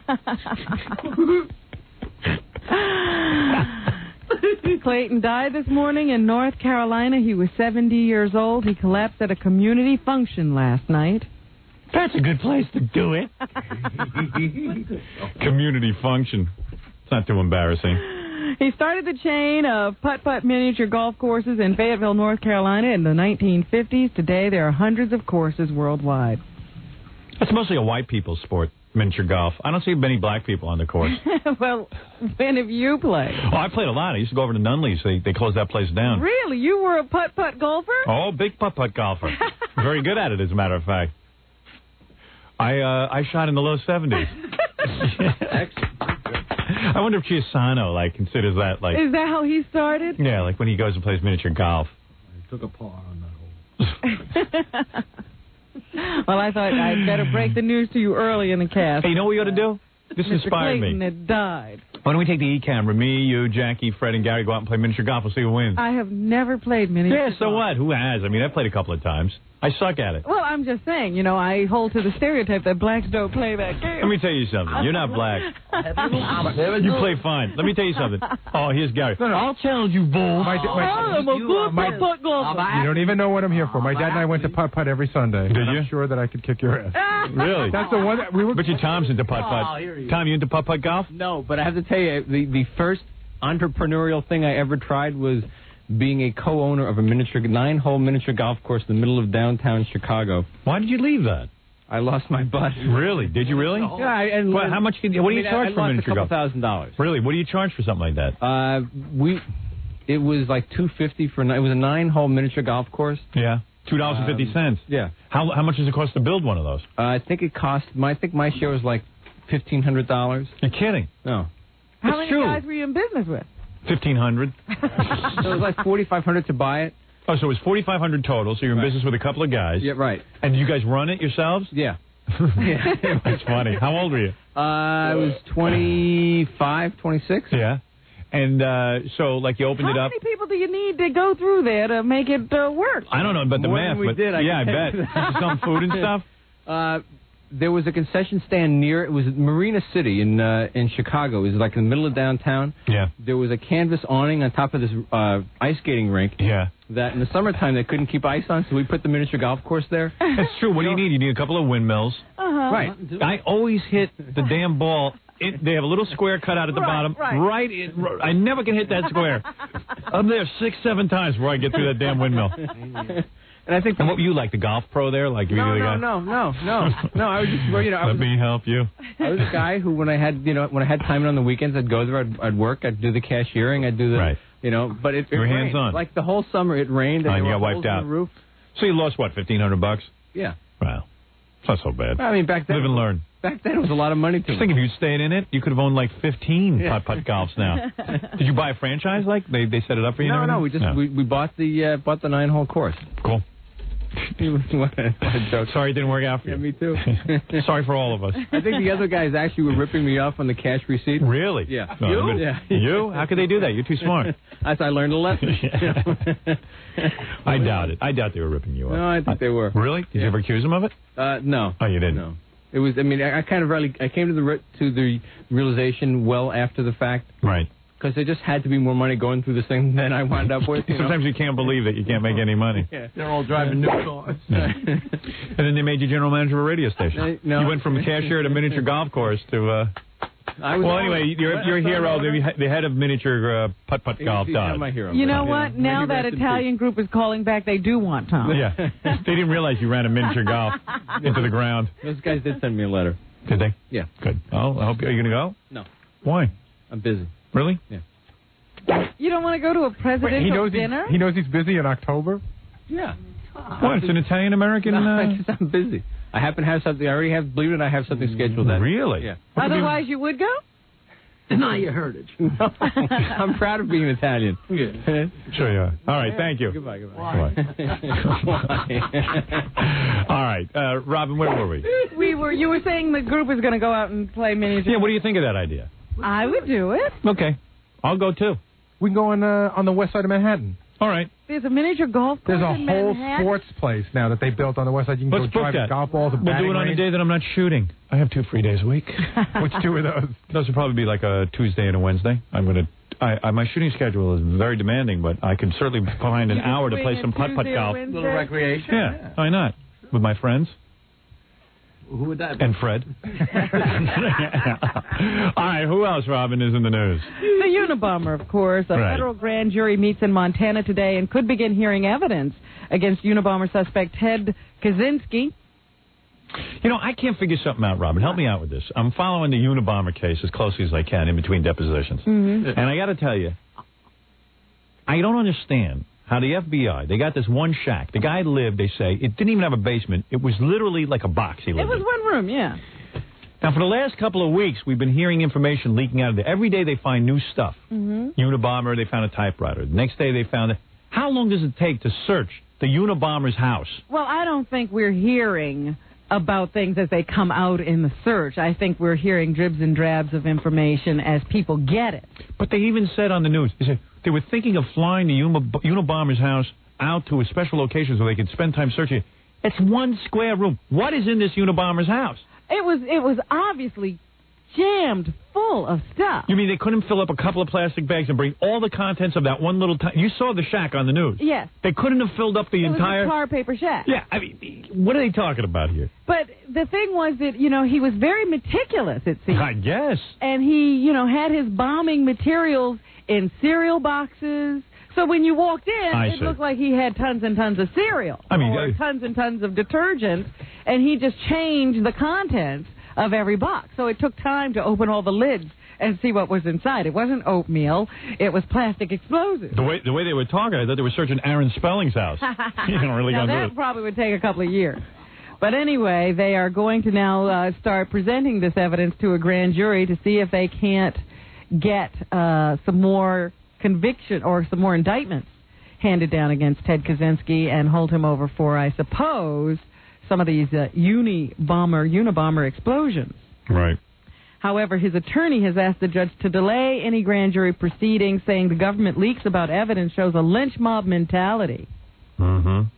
The judge has not immediately ruled. I told you yesterday that the lawyer had asked that all charges be dropped against his client be let go, because any possible jury pool has been tainted and you won't be able to get a fair trial. Right.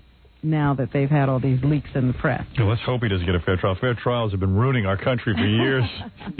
We get way too fair trial. Let me take a break, Robin. We'll finish the news when we get back. You're against fair trials? Now I am, absolutely. We're back with the Howard Stern Show. The Howard Stern Show.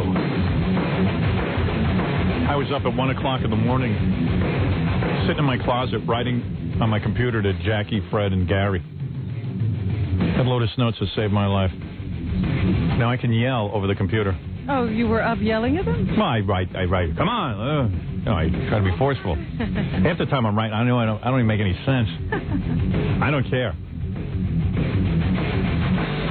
Are you on the connection yet? No, they've decided that my modem is now dead, so they're getting me a new modem. Your modem died like Smelly James' comedy career. Or Timmy the Cat. All right, well, you'll get on eventually. I think within a couple of years you'll be on there. Hey, if they keep missing appointments, they were supposed to be there Friday. Nobody showed up. Really? Yeah. Oh, well, I know you don't tolerate that. It's been touch and go here with your experts. Interesting. Get everybody else going. What'd you say? Get everybody else going. That's right. Not her. They don't like me, maybe, then. Anyway, let's continue with the news. What you said about me. Yeah, maybe you influenced them. Robin, go ahead. You compiled quite a list of things going on in the world. Yeah, just clearing up some things, that we have been following. We were talking about this DJ in Phoenix who used to work at one of the stations, I guess. We were on one station in Phoenix, and we switched to another, and at one time we were on the same station with a DJ named Carla Fox. Yes. Cousin Fifi. I don't think she had... An air name? It sounds like Carla Fox is an air name, yeah. Air name, but Carla Fox was the air name she was using. What happened to her? She had gotten into some trouble because there was a doctor who was the victim of a hit-and-run accident, and they couldn't find anybody, and then all of a sudden they started investigating her and her car because there were some problems with the car and the debris found in the car that looked like it could be pieces of this guy that had been hit. Yeah, how'd those get there? I don't understand. How'd those get there? And then she had to be questioned, and there was this whole investigation going on. So finally, the whole thing has been wrapped up. She has pleaded guilty to leaving the scene of an accident. When they find one of the cheeks of a guy's ass in your radiator, you know you're going somewhere. But she won't be getting any jail time, I think, because it's a first offense. Yeah. And they're not really charging her with, anything more than, sort of like absent-mindedly. Because she kept saying, she had just had something done to her eyes, and she didn't know if she had seen somebody. She wasn't sure. And so it wasn't malicious on her part, it seems. Yeah. So jail time. I know a guy who ran over his wife and kids had the same problem. The doctor was also jaywalking, so... Oh, I see. It's all partially his fault, I guess. What? He deserved it. Yeah. Well, good for Carla. So, according to the Arizona Republican Gazette, Fox has agreed to plead guilty to leaving the scene of a fatal accident. Odds are she'll get probation. She spent 10 years in Phoenix radio at stations like KESZ and K-Hot, and she just started doing weekends for KHTC when the accident happened. She hasn't been heard on the air since then, so we don't know what her future in radio will be. I think this will propel her career. But surely everybody can work in radio. She can change her name to Crash Fox. Well, everybody has to have one of those new catchy names in radio these days. There you go. So maybe it'll all work out for her in the end. All right. There's going to possibly be an over-the-counter circumcision device. Yeah, I'm trying to get that. A Malaysian man has invented a disposable circumcision device resembling a corkscrew. That's great.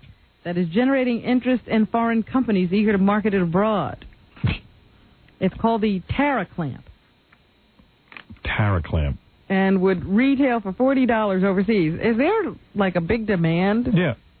Wouldn't you want somebody maybe to do the circumcision for you? Do you really need to do it yourself? How much money could you save? Whew.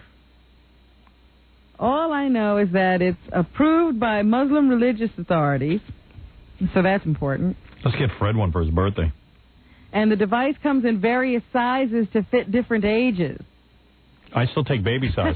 I was going to say, does that mean you'll have to go with a younger age? Yeah. I had to buy the infant self-circumcision kit. I'm pretty embarrassed. Ugh, doesn't circumcision hurt? Yeah. Well, they're doing it on little babies. They can't complain. But why would you, give an adult not want to go to a doctor, be anesthetized? You're going to sit at home, put something that looks like a corkscrew on you? Yeah, but think of the money you'll save, Robin.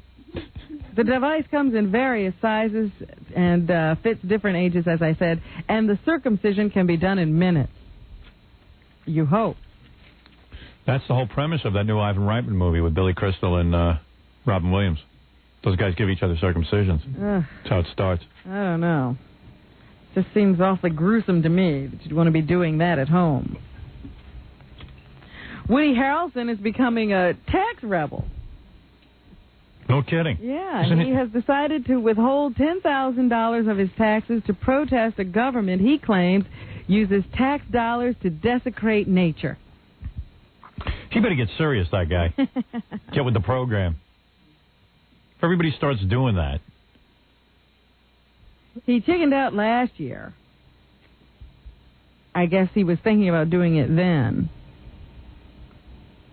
But now he's decided somebody has to fight City Hall. IRS is going to dick him around, but good. Trust me. Specific complaints are a just overturned logging ban, which he says gives the timber industry carte blanche to take any tree. IRS is going to nip this one in the bud. He's also protesting the defeat of the Colorado Industrial Hemp Bill. One of those guys, huh? But they say it's not the getting high kind of hemp. A versatile He wants to make rope. He says can be used for making paper and fiber. Yeah. And he's been quietly fighting the plight of flora and fauna for years. Well, I've been behind that, but I don't agree with holding back your taxes. He even slipped a note to the president at Ted Danson's wedding. So he's been trying to get his environmental issues before powerful people for quite some time. Mr. President, could you please look into the flora and fauna issue, man? Please. Legalize hemp. Thank you. He's now urging other people to deal with the government in the language it understands. Taxes. How long before his career follows Shelley Long's? All I know is that Woody is making a stand. Good for him. This country's been very bad to him. Well, he says, I know I'm just a pampered actor and really don't have any room to complain, but... I'll complain. He really cares about the forest. Okay. So be it. So what can we do? Yeah. We need paper, okay, pal? The rest of us do. Thank you. Do you see what's happening with term limits? The New York City Council is now calling for a referendum that would restart the clock on term limits so that everybody who's experienced in government wouldn't have to leave government all at the same time.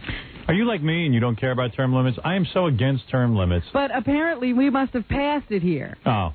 And we now have this term limits law in effect in New York City, which will mean that on 2001, the entire government will get up, walk out, and all new people will come in, and nobody will know what's going on. So ridiculous. Matter. You know what it is? I know what they're reacting to. You got guys who are in Congress 100 years. They practically don't show up anymore. But if this taxpayer is so stupid, the voter, they keep reelecting these guys and not look into it. I know I'm one of the stupid ones. I just pull the lever. Well, I don't investigate. When this whole was coming up, we already have term limits. If you want to vote somebody out, you vote them out. Yeah, is that too simplistic? I don't think so. So, and then if by some lucky stroke you get a guy who's really good, we used to have a congressman around here who was fantastic. Somebody killed him or something. His name was, I don't know, some Jewish name. I can't think of it. Remember the guy who got killed? He was a congressman. That doesn't ring any bells. He ran for senator once. Lowenstein. He was really good. Now, here's a guy who'd won in office a long time because he was good. And somebody killed him? Yeah, he got into some altercation with. I don't know what it was. Something like that. Some guy named Hey, Would You Blow Me? Oh, dear. Go on with your story. No, but I don't know. Something happened. But I'm saying if you get a good guy, there is no story. If you get a good guy in there, you want to keep him in, you know. So why would you want a term limit? It doesn't make any sense to me. And now we see that it's just going to cause a big problem. They say we have a budget in the billions of dollars. How are you going to let all new people who've never been in government and don't know how to handle it come in and now try to fix it, try to manage the city? Well, you can't do any worse than everyone else. Because it seems that the term limits bill that's in effect now would affect everybody in office, and they would all have to leave at the same time. Can I say something? What? I love your passion. You are very passionate. So now the city council wants to enact another referendum that would allow everybody to be reelected again, I suppose, and stay in office another 6 years until before they have this term limits thing come to pass. So it's just causing more problems. It didn't answer anything. I can see you're upset about it. Well, it was a stupid idea in the first place, and one that we'll now have to withdraw because we see how much trouble it causes. But in the meantime, we could ruin the city. Right. Britain's Prince Andrew and the Duchess of York are getting a divorce, finally. You need a modem. You got a lot to say. You got to get on the Lotus Notes. I'm telling you. You're ready. A judge today approved the first stage of the procedure. It's a rather cut-and-dried action. The Yorks and 28 other couples were granted a decree that guarantees them a quick divorce in British courts. Right. I had no idea they were still married. I thought they were divorced a year or two ago. The decree will be due in 6 weeks, ending their 10-year marriage. They married they separated in March of 1992. I couldn't believe when he married her. Well, what's the story there? I don't know. I don't know with that guy. You're the goddamn prince, for God's sakes, or whatever he is. He was a prince. Yeah. He is a prince. Marries some big, goofy redhead with freckles. And then still can't hold on to her. She's Yeah. got some other guy sucking her toes. Suck this. Yeah. Right here. Did you see in the paper yesterday that Charles Grodin's contract with CNBC is about to be up?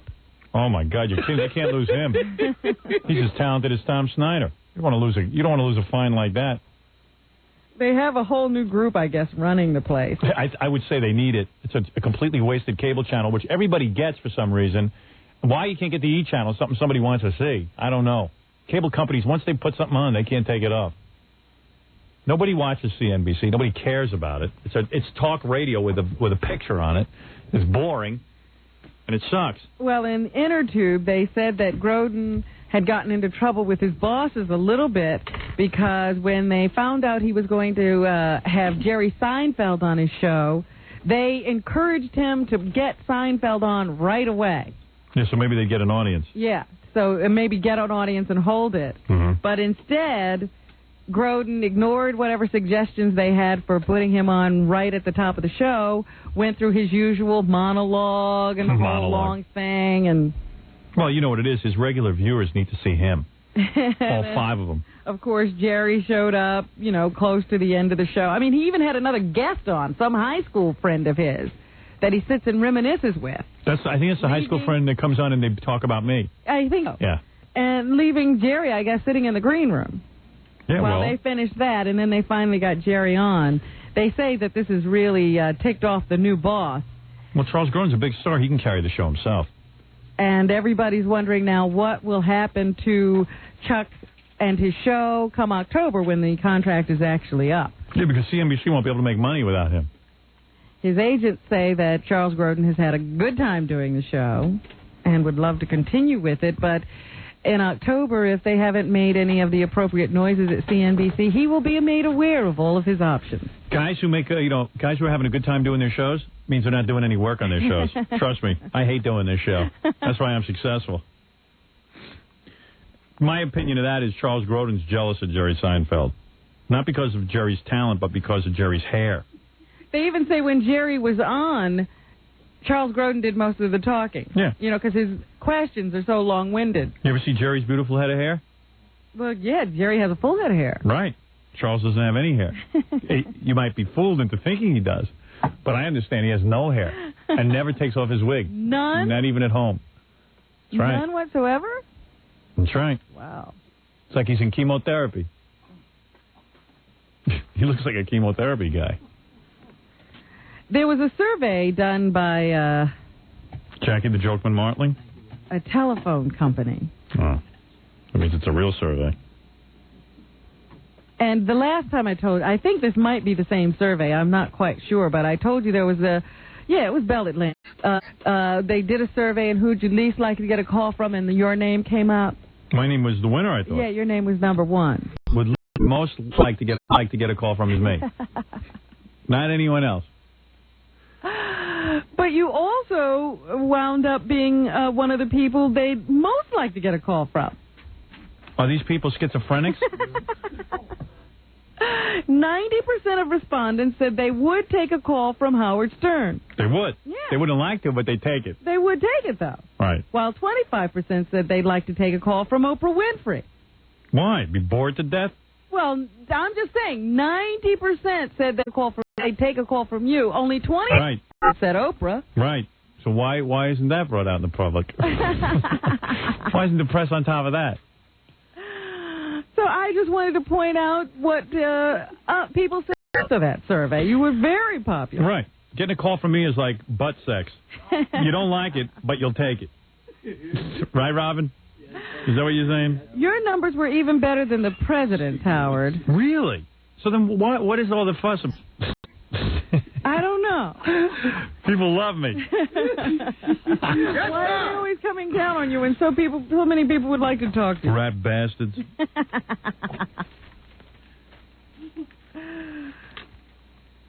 So, anything else here I'd like to talk about? Do you know this? I guess the hockey season is about to end. This is another sport. How did I miss that?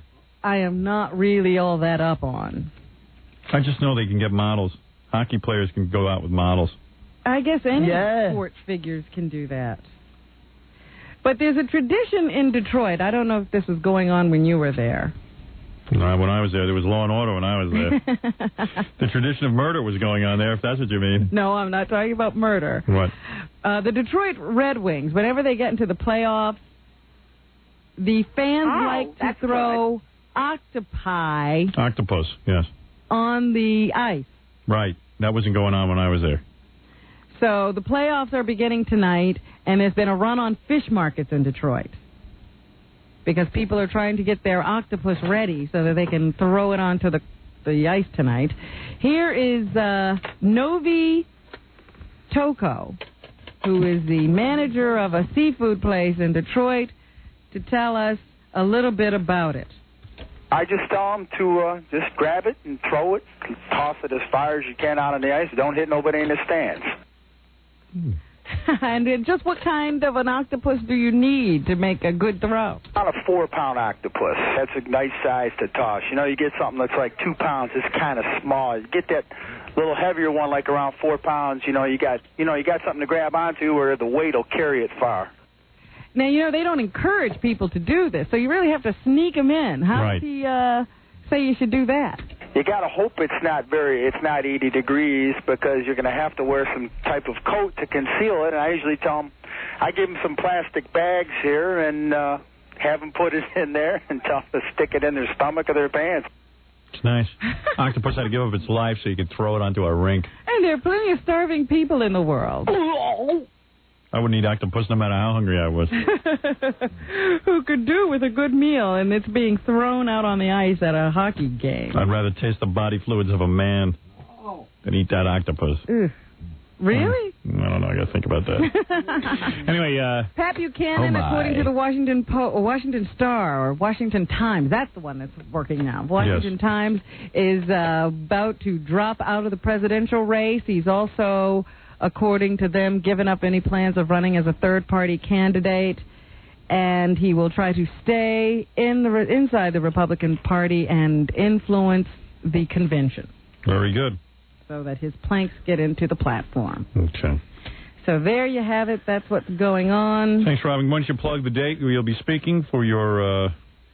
April 25th, I'll be speaking at the Child Abuse Prevention Program fundraiser.